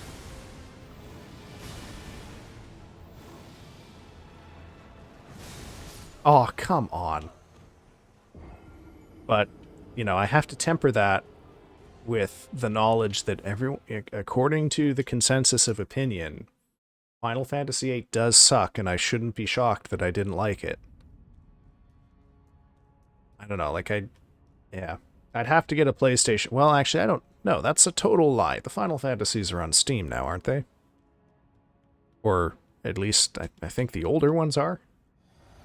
I guess I could try one, but oh man, it's got to go. Got to go on the list. We were, you know, before the great viewership decline of May 2025, I was actually thinking I might play Undertale after Dark Souls 2. Because I had that game set as a game I would play when I was getting to about 10 average viewers. But I don't really... Yeah, we'll have to reset that clock, I'm afraid. Oh my god, no! I think about Magic the Gathering every day. I don't know how to get this thing together. Oh, yeah. The Magic the Gathering thing. Yeah, I gotta... Oh, I gotta work on my camera. I gotta get a... Oh, hey, welcome in, Venom.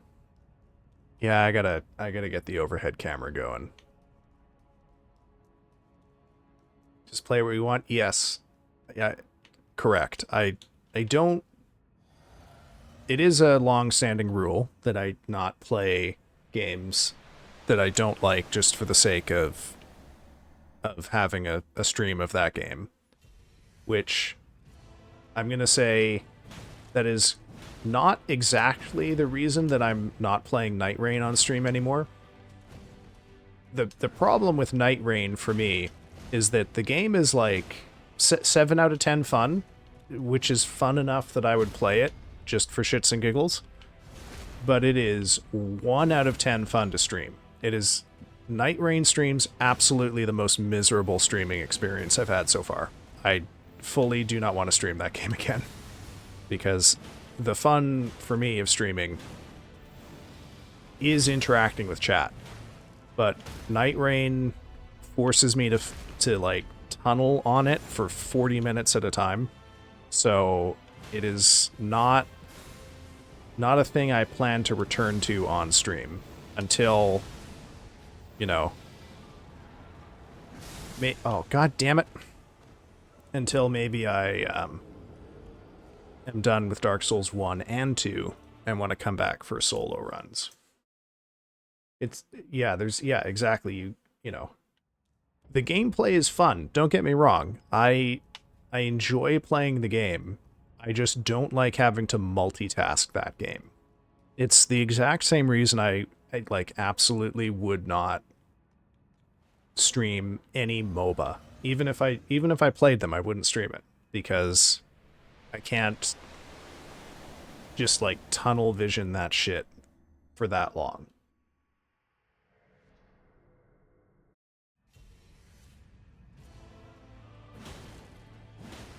Yeah, I think I have... Oh, Jesus. Sorry. See, I was looking at chat, right? But the thing is you know, a good pull of a boss here, like the pull where I killed Millennia was 4 minutes, and that was a long pull. Right, I think Placidius Axe was probably more like a 5-6 minute pull, and that's it. Right, that's the longest I have to tunnel something here without looking at chat. Yeah. Yeah, it is impossible. I mean, you get, like, short breaks every now and then, but with the time crunch being what it is, you cannot really afford to have downtime in the game. So time you spend looking at chat is time you spend not finding a treasure chest to open or a boss to fight.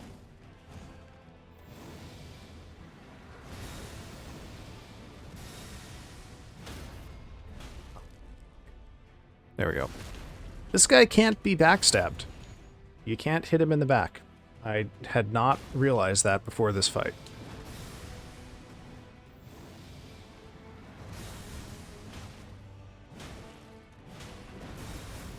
Oh! No Radagon. Oh! Rats. Gotcha. Well, I will keep going, even though this is not going to be a hitless pull. Oh, fuck.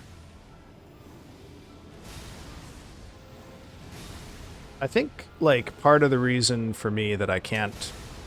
Like, I'm still thinking about Noir's point earlier, is that, like, about,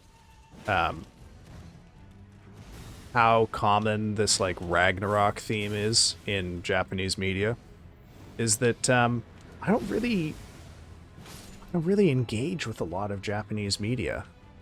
I read more Japanese novels than I play games made in Japan.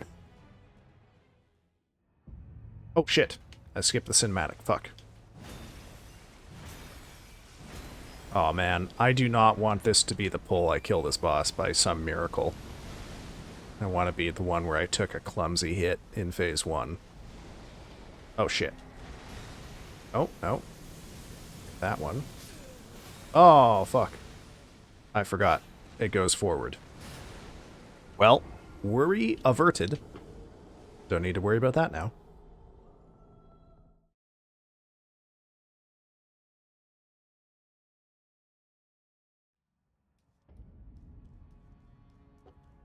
Speaking of which, if you want to read a good detective novel, might I recommend The Devotion of Suspect X? Rio is off getting destroyed in Marvel Rivals, or he could tell you. That is, in fact, a very good novel. I recommended it to him in the fall. Shot is currently hunched over their computer, intensely watching you play while they eat a banana. I'm glad that you can multitask, Shot. I don't... Oh my god. The Devotion... Shit. The Devotion of Suspect X. Here, let me pop that in the chat real quick here.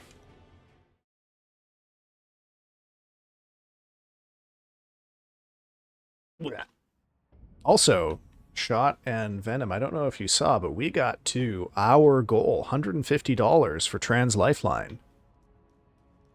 Courtesy of some very generous donations today. Hammer and Rio both donated. So I will bump that up another 50, I think, and I think that'll be a good showing for June.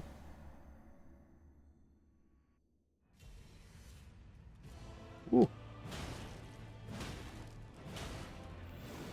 Yike. Okay. How are we doing for... Okay, we're gonna have ads coming up soon.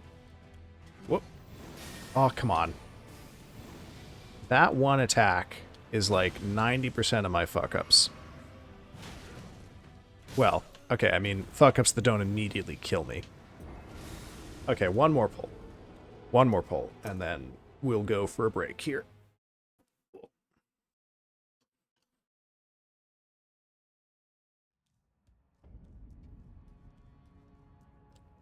But, yeah, imagine... I think I don't remember who I mentioned this to. I want to say... I've definitely mentioned this to Star. I don't know if I told you, though, Shot, but I have long wanted to put together a commander deck in Magic that is just like probably a mono black commander, and just all of the beautiful gross art in mono black that they used to be prepared to print in this game before they decided everything has to be, you know, sunshine and rainbows. I don't quite know that I would want it to be like all old border cards, but is, you know, there's some good stuff too. Up to like, I want to say, you know, the big shift for me came in like, I think of the art style having undergone a pretty dramatic change negatively after New Phyrexia, which would be like, what, 2010, 2011? Okay, actually, let's go for a break now, because ads are coming here soon. We got a 3-minute break coming, folks. Go grab yourself a snack, grab some water, take your medicine, or get up, walk around, and stretch. You got 3 minutes to do some or none of those. I don't care, I'm not your dad, do what you want. If you do stay and watch the ads, though, let me know. I want to know what John Twitch wants you to buy. Alright, folks, 3 minutes. I'll see you soon.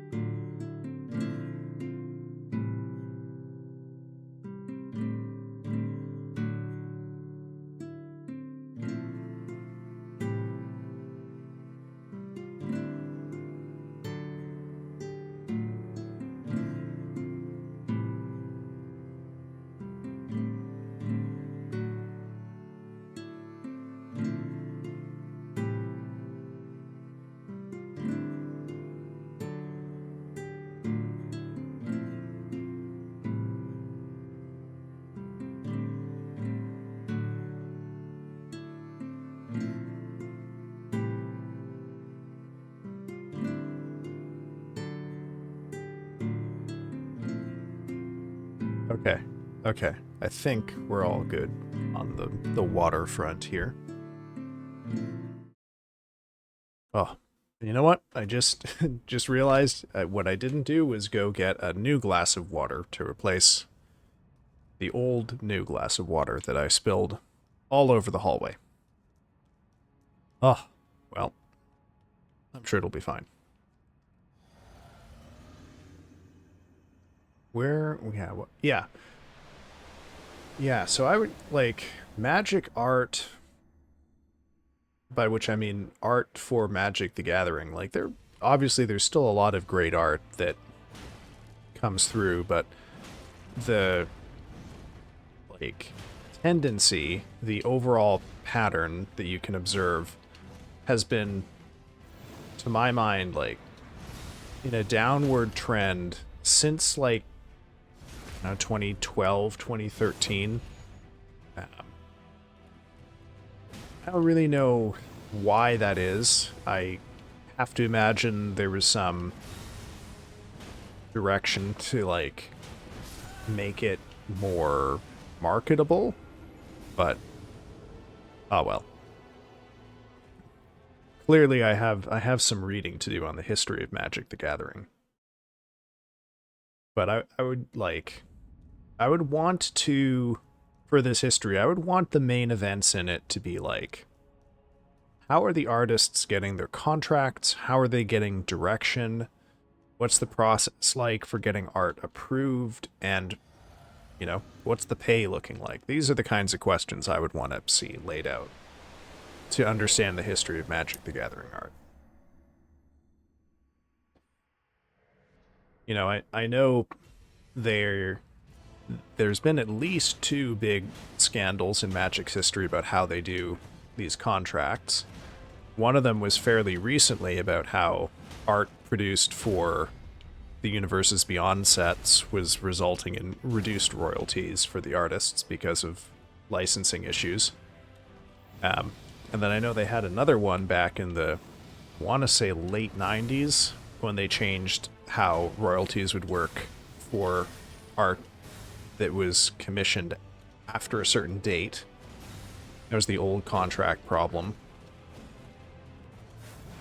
Oh my god. Oh my god. But, you know, I need to track down the historians here, because I don't have the direct experience. I only remember fragmentary bits of what I've heard people talk about.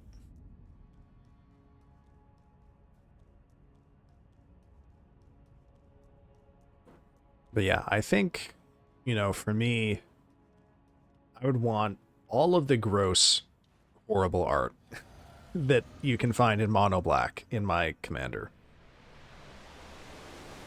I think one of my favorite bits of art that doesn't have blood and guts in it is an old, forgotten bit of draft chaff called Hollow Dogs. I don't know if anyone recognizes the art for that offhand, but one of my personal favorites, because I remember it. I had a friend at the time who found it kind of unsettling. Or sorry, well, I shouldn't say at the time. I had a friend back in like 2006 or so who found it unsettling.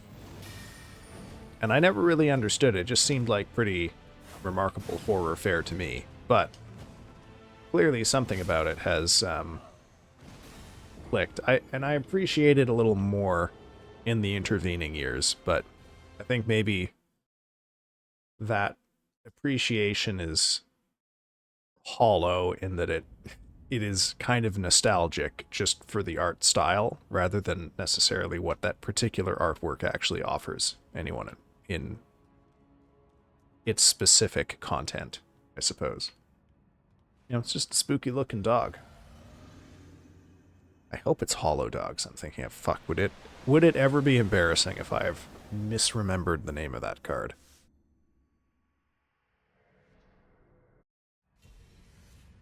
I wasn't allowed to play Magic growing up. Started on Khans of Tarkir, but enthusiastically caught up as much as I could. Khans was like 2014, right? Am I remembering? Just trying to keep my timeline straight. Oh my god.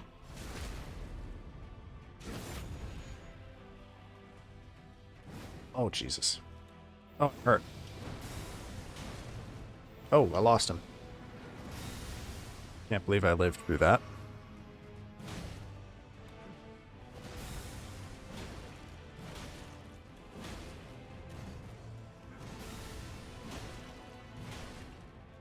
Oh, fuck.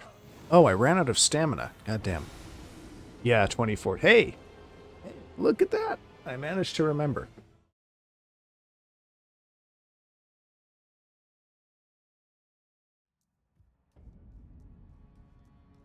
Yeah, I gotta wonder if there was like a change in top level art direction after New Phyrexia. I know there was a lot that, or at least I'm told, my memory is telling me, based on, again, half-remembered old forum posts and Reddit comments and whatnot, that uh, New Phyrexia was not... Ouch. Sort of had like a troubled development behind the scenes, and they made a lot of changes after that. But I don't really know any details about it, so impossible to speculate about what changes, if any, they may have put through.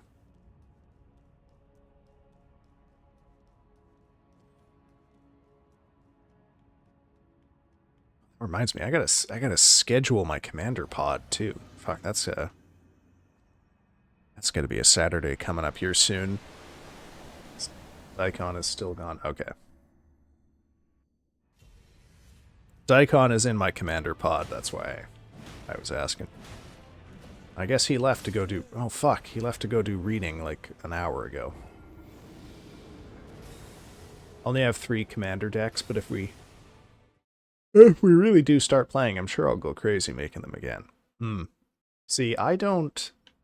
You know, I guess I have 0 commander decks because after every game I deconstruct them and put them back into the collection because of how we do games in the pod. But I could very easily put together a new one. I think I've explained before that, like, so stop me if I'm repeating myself. The way we do it, it's a 5-person pod, and only one of us really has a collection, which is me. So I come up with all 5 of the decks and pull them and assemble them out of my collection. And then we play with those decks. But it does mean that in order to have some variety, I have to come up with new decks every time we meet, which is like every 6 weeks to 2 months. Fuck. You have a few of them. Hey, I have seen some of your Commander treasures, Star. I have seen a few of them. I mean, I guess the thing about, like... I have never looked into any of what I'm about to describe, but I would imagine with virtual tabletops or things like Goldfish or whatever, you could pretty much, if you're prepared to play online, you could play whatever you want, right? Like, if there's got to be some sort of like table simulator that has modeled all of the Magic cards, right? Like, the only thing I would honestly want is just a thing that will automatically shuffle the deck in a random way. And beyond that, I don't care. You know, let us handle tokens and whatnot manually. Because my understanding is that Arena doesn't actually really have many of the old cards, or even many of the... doesn't even have all of the new cards either.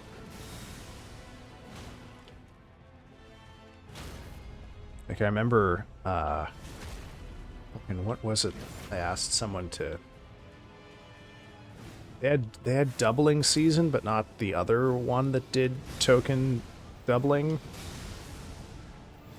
Parallel evolution, I think it is. Oh shit. Bunch of no fun havers. Well.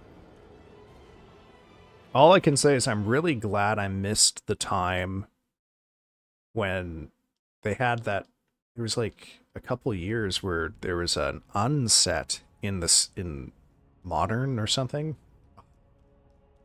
God, that shit sucks. Because I guess they didn't. It wasn't considered good business anymore to make unsets and not have them be playable in a format.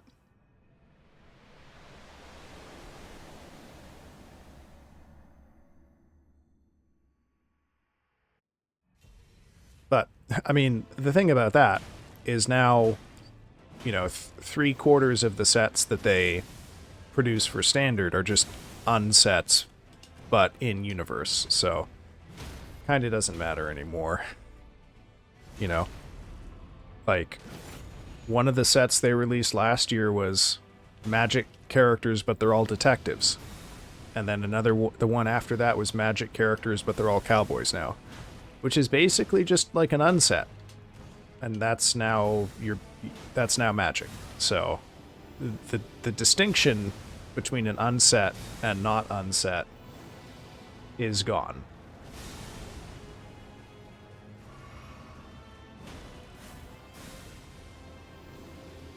I mean, like, you know, you gotta... I've never seen him do this twice in a pull. What the dickens is going on here? As I backed off and healed? Oh, fuck.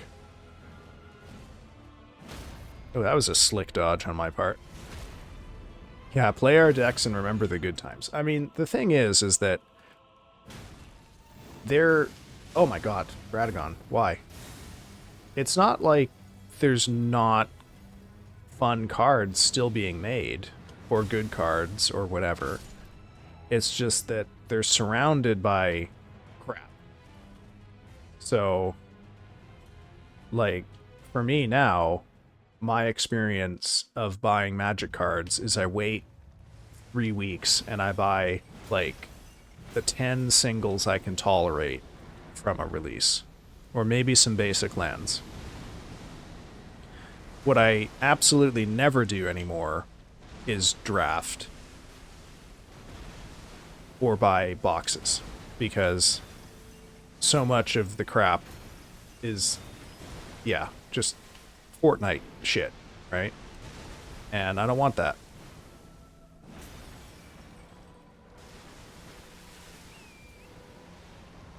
Which attack you gonna do, bro? That one? You flew all the way over there to do that? The fuck?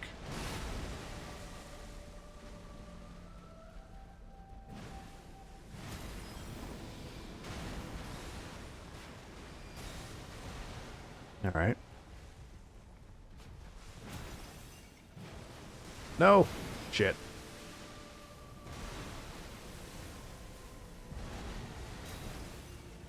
Oh! You know, I don't hate this fight quite as much as some people do, but it's hard to say that this fight is even half the fight that Radagon is. It's slow and boring and... Well, I mean, I guess it's slower. The music is not as nice. The boss has some very annoying patterns that can get into. Oh, man. I cannot... I mean, I guess I could... Oh, fuck. I guess I could technically just choose not to use Torrent for this fight. But... Oh, the thought of having to dodge Elden Stars at rune level 1. I think 2 of them will take me out. Oh, I should have got a...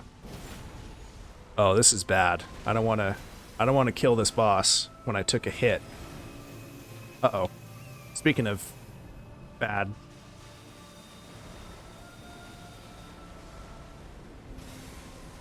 What are you doing, bro? Oh, fuck. Speaking of Elden Stars. Oh my god. Oh, the horse took a hit. Shit. Bad timing. Oh, wait. The goddamn... I was still going. Ay, ay, ay. Okay, well. Well. Wasn't a bad pull. Well, I mean, I guess it was a bad pull because I took a hit in phase 1. I would really like to do this hitless. But it might not be in the cards because there's just so much shit that can tag you in phase 2.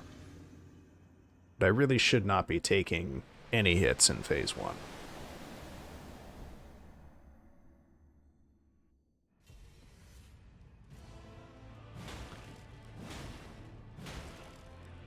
Whoop. Oh. Ooh, that's exciting. Okay. Bonk.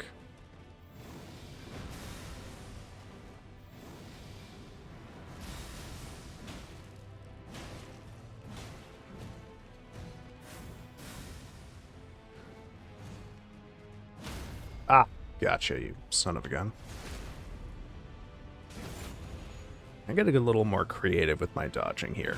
I realize I'm losing opportunities because I'm dodging conservatively. Oh, fuck. Away from him instead of trying to dodge into his... Or sorry, I'm dodging conservatively in the opposite direction to his movement instead of taking the risk and following his trajectory, which would potentially lead me into an opportunity to take to hit him. Oh my god, I'm losing my ability to talk here. Jesus.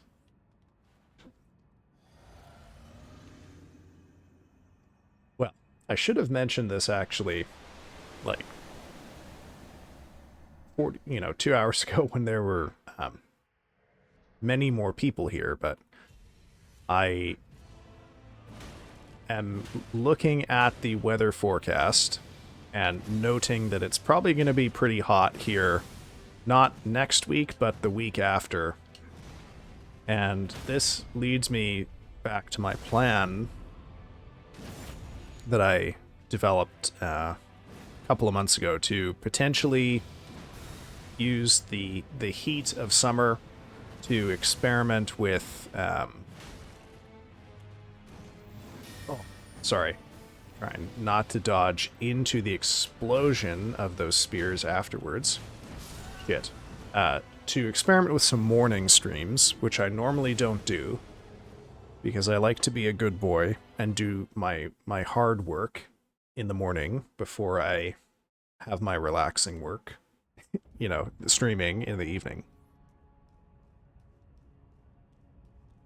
So next week will probably be normal as far as times go, but then the week after that, which is the first-ish week of July, I may experiment for 2 weeks with morning streams. We'll see. Another factor that affects my calculus here. Oh, gotta get to bed. I'm getting some repo together tomorrow. If you were star on, you're welcome to join. Oh, thanks. Thanks, Shot. Hope you have a good sleep. Oh my god. And I will catch you another time, man. Oh, fuck. Hopefully not like how Radagon just caught me. Dead.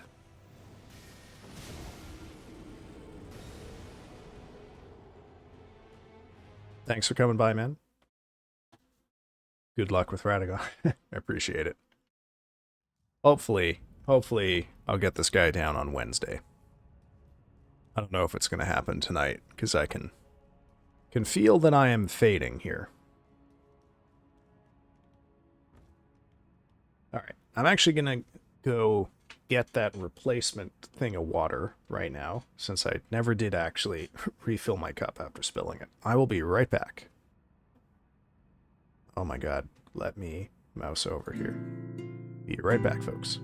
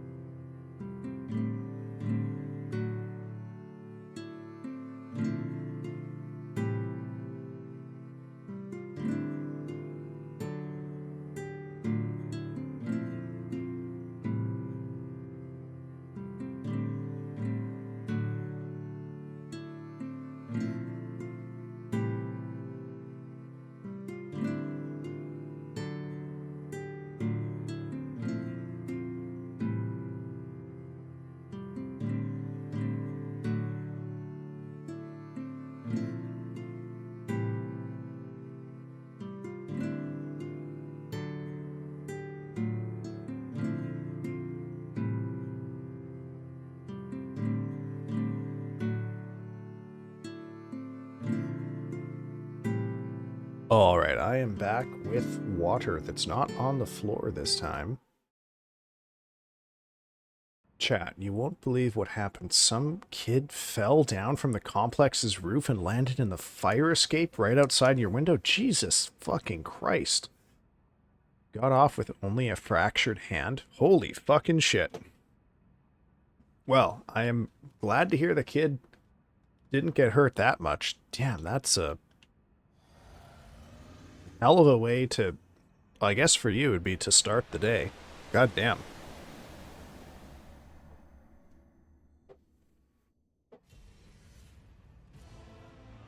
Oh, whiffed. Oh. Oh, wow. Okay. Well, I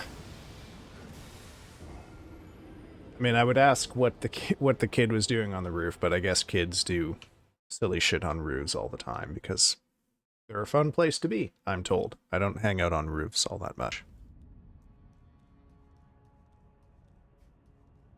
How spooked were you when you heard the crashing and flailing of an injured child?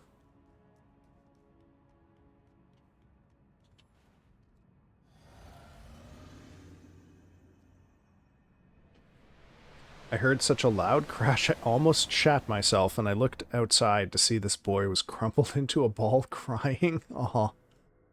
Fuck, man. That... Shit. I'm sorry. Well, I assume you took him in and got him to his folks, so good on you. Ooh, there we go.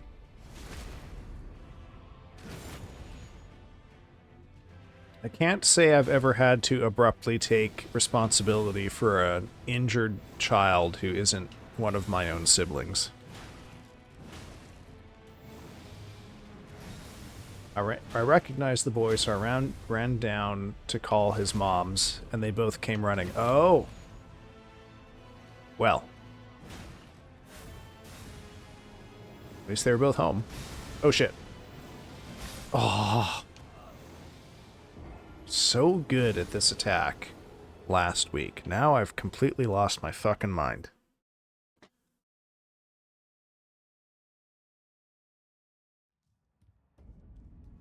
Well, damn. I'm trying to think of... No, I've never really had to deal with, you know, of course, like, I have siblings, I've dealt with that, but, man, never had to take responsibility for a random child, fortunately. Well, I guess, you know, twice I have witnessed a child get separated from a parent due to the doors on our local light rail system. And twice I have, I suppose, taken charge by collecting the kid and making sure that we get off at the next station. And then finding an employee so we can get a call for their mom or something, but I think both times the mom just showed up at the station on the next train anyway, so...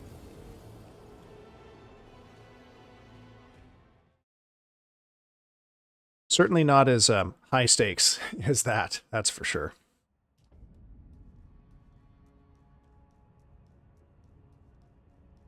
There we go.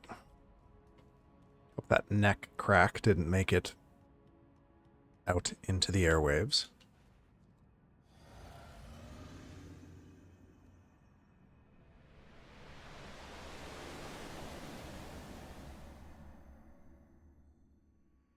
Apparently the forbidden roof got so alluring that he slipped out in early morning to see what was on there, and chasing a squirrel, he slipped on some water. Rained last night, didn't it? Okay. I miss squirrel chasing days, even though I was never a squirrel chaser. It just seems like it's such a fun part of childhood to see an animal and want to chase it. But I don't know. That... Shit. That was not a phase of my life I remember well, I suppose.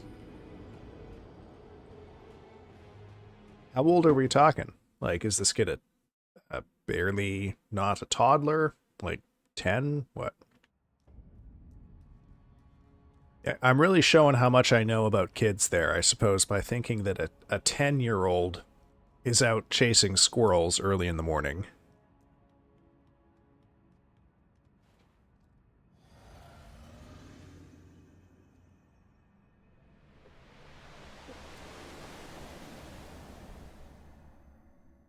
Seven or eight, yeah, that sounds about right. God, what was I doing at 7 or 8?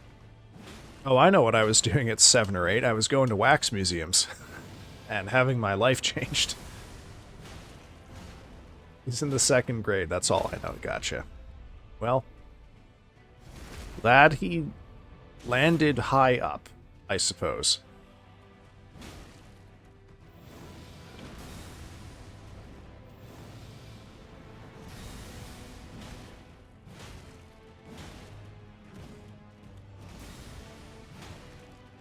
Oh.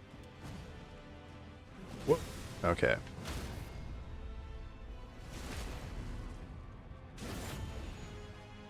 Well, now he's got a fun story to tell, I guess. I was eating lead from mechanical pencils. Ay, ay, ay. Okay. There we go. No, Radagon. No. Not those. He fell about 5 floors. Holy fucking shit. Another hole where I made it to phase 2 despite eating a little spear. Fuck. Hate these. Well, at least I'll get a chance to practice the beast. Damn, that is a lot higher than I was envisioning. I thought you were about to say that, you know, you live on, like, the 2nd floor from the top or something. I'm estimating because there's a maintenance floor not accessible. Ah. Jesus, goddamn. All of these. Now what? Okay.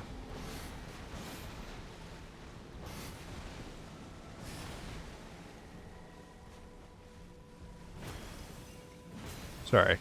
Uh-oh. Oh. Well, I guess there goes my worry about this being a good pull that's not hitless.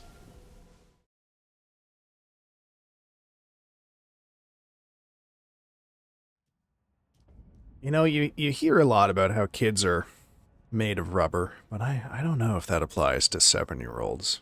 It seems to be, I don't know, about old enough where where they're no longer rubberized. I don't know why the parents were thinking. Well, I mean, I guess you could have. I don't know, man. Like, clearly the gratitude is that their kid is, you know, was almost extremely seriously hurt or worse, and has come off fine. And you are associated with that, so they thank you. Fuck. Was the one who ran down shirtless into their home. Well, perhaps they will get you a nice Christmas gift. I don't know. You know what? What is the appropriate gift for guy whose fire escape level our son fell into one morning from the roof of the building? I don't know what the appropriate size of gift is for that. Something. I mean, I don't know. I don't have a fire escape, so hard to say. Never had to ask myself these questions.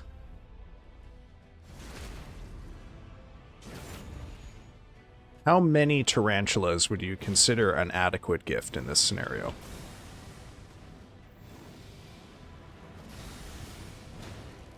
Hi, welcome in, Muesli. How are you doing? Have you recovered from the God Milk stream?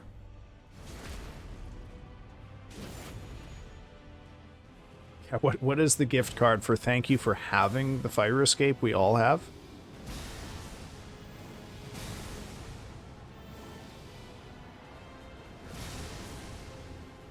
Usually, if you had a kid, let's say a son, and this son fell from the roof of a building onto someone's fire escape, what is the appropriate size of gift to give to the person whose fire escape your son fell into?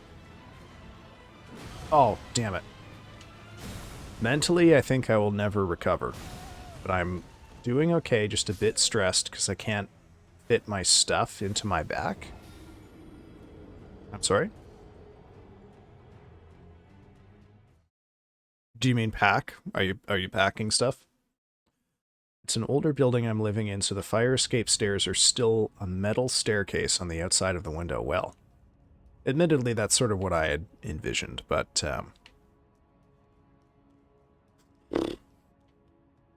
you know, I guess they're not usually padded for fall damage. I would give this person a dinner at a fancy restaurant, even though they didn't technically do anything. Right, they were just there and alerted you to your child.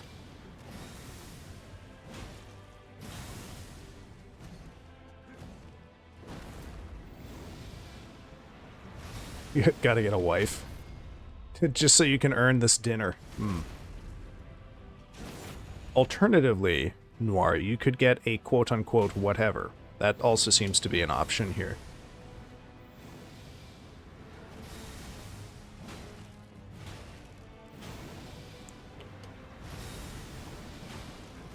All I did was carry the kid back into my bed and ran down to inform. Well, I guess you did fetch him off the fire escape, there's that. It's not nothing.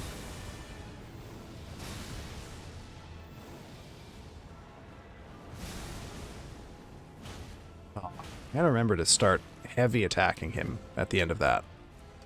Oh. Oh. Disaster. What are you packing for, Muesli? Where are you headed off to?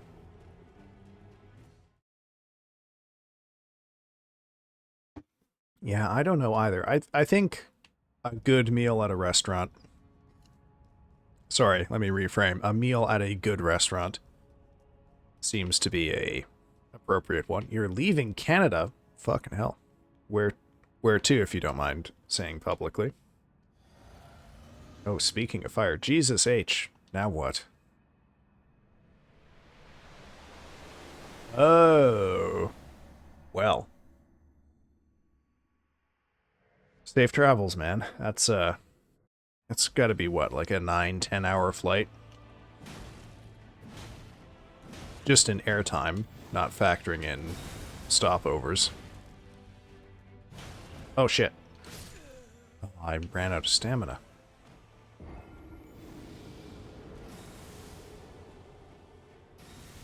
"21-hour trip. Oh. Awful. Awful. I'm sorry. Fortunately, you're training for the trip by sitting down at your desk and watching a painting on the internet talk about Elden Ring. Hey, that trip is almost long enough there won't be jet lag. If you can make it be a couple hours longer, you'll be synced up.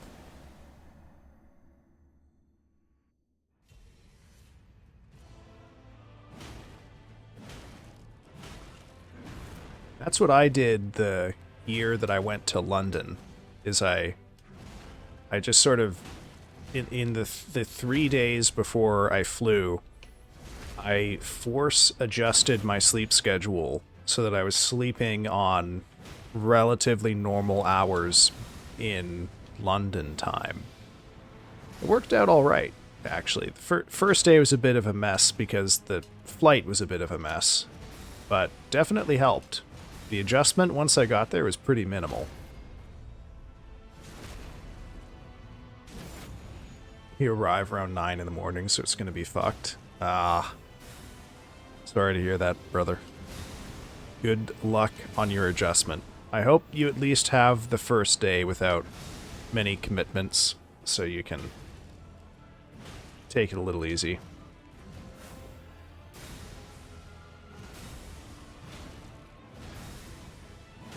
Come on. There we go. Okay. In college, I was with my now ex-girlfriend, and I slept over in her flat, and there was a fire in the building. Fuck. And people had to evacuate, but I wouldn't wake up at all. So she got scared and asked her neighbors to carry me down, and I woke up mid-carry. Man, do you have, like... Do you have a condition that causes you to sleep exceptionally more than most? What is up with that, bro? Uh-oh. Fuck. Oh no, the fucking lock-on.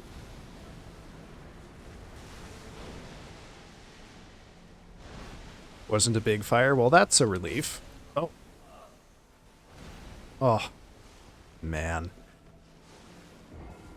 Why did you schedule driving school the first day when you're back? Why did you do that, Muesli?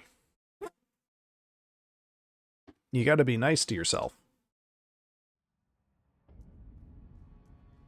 Just a small one in someone's apartment that went out quickly. I don't know, because I'm stupid.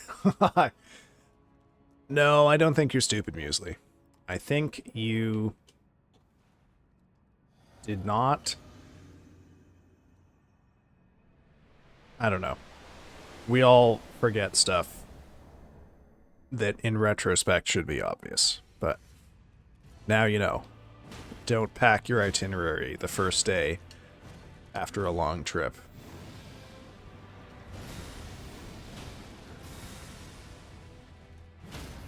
Ooh, very nice.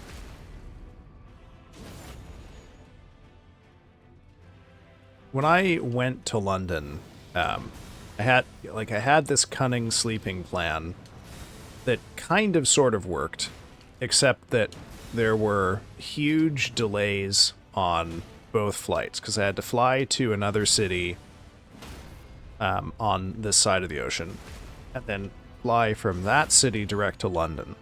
And there was a small delay getting on the first flight, and then there was a huge delay on the second flight. So I ended up arriving in London in the late afternoon rather than in the early morning as I had initially envisioned, which kind of fucked with my sleep a little bit because I couldn't really sleep on the plane until it took off. So I basically just had like a weirdly late day there where it was like I got up at 11 a.m. or something. Instead of my cunning plan, which is to wake up in the sky at what would have been like 7 a.m. London time. I need to catch 3 planes. The problem is I'm a person that stresses myself out a lot when I need to be somewhere and I can't forget stuff, so I hate, yeah. I mean, travel is stressful, man. Don't let anyone tell you differently. Travel sucks because of a million reasons.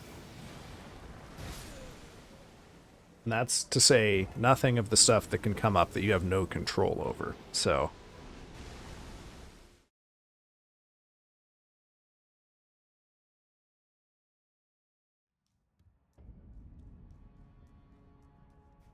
You got all your papers in order, I would assume. You got all your tickets, you got your itinerary.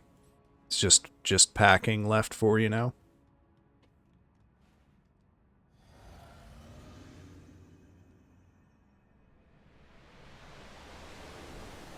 Right now it's the fact that I have to fit everything in my luggage. Well, allow me to reframe. What you have to have is your luggage ready to go. You might not be able to fit everything in it. So, you know, you may have to decide to leave some stuff behind or donate it abruptly because, you know, you can't spend forever packing if you got other stuff you gotta prep.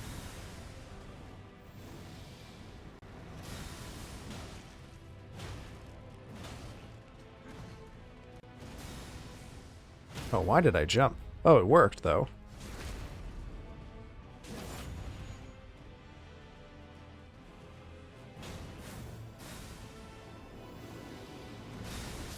Oh, no.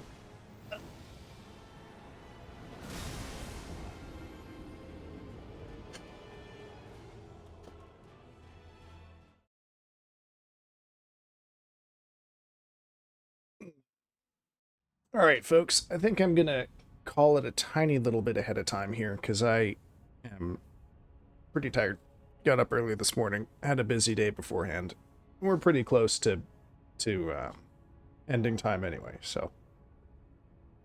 Oh, plus I'm developing hiccups. Shouldn't be too difficult because I'm going to Germany and not leaving it. Yes, I'm sure that will simplify the paperwork matters somewhat.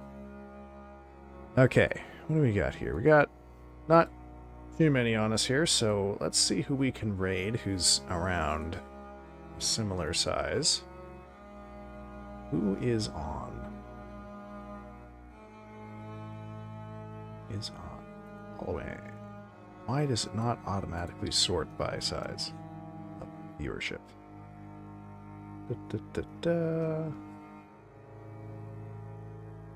that I know.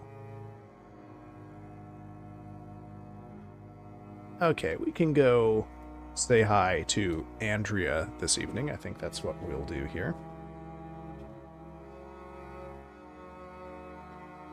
Well, all right, folks, we're going to call it a night here before I fully fall asleep on stream. So thank you for stopping by. Thank you for giving me a portion of your evening, folks. Good luck with your travels. Good luck with your random small injured children, Griffin. And I will see you all on Wednesday for more Elden Ring. Hopefully I will not be quite so tired for Wednesday's stream. And yeah, we're going to go say hi to Observer Andrea on our way out. Beyond that, look for an announcement for next week. We're probably going to have the reading stream for all the PCRF fundraiser rewards. Other than that, I will see you all some other day. Bye-bye, folks.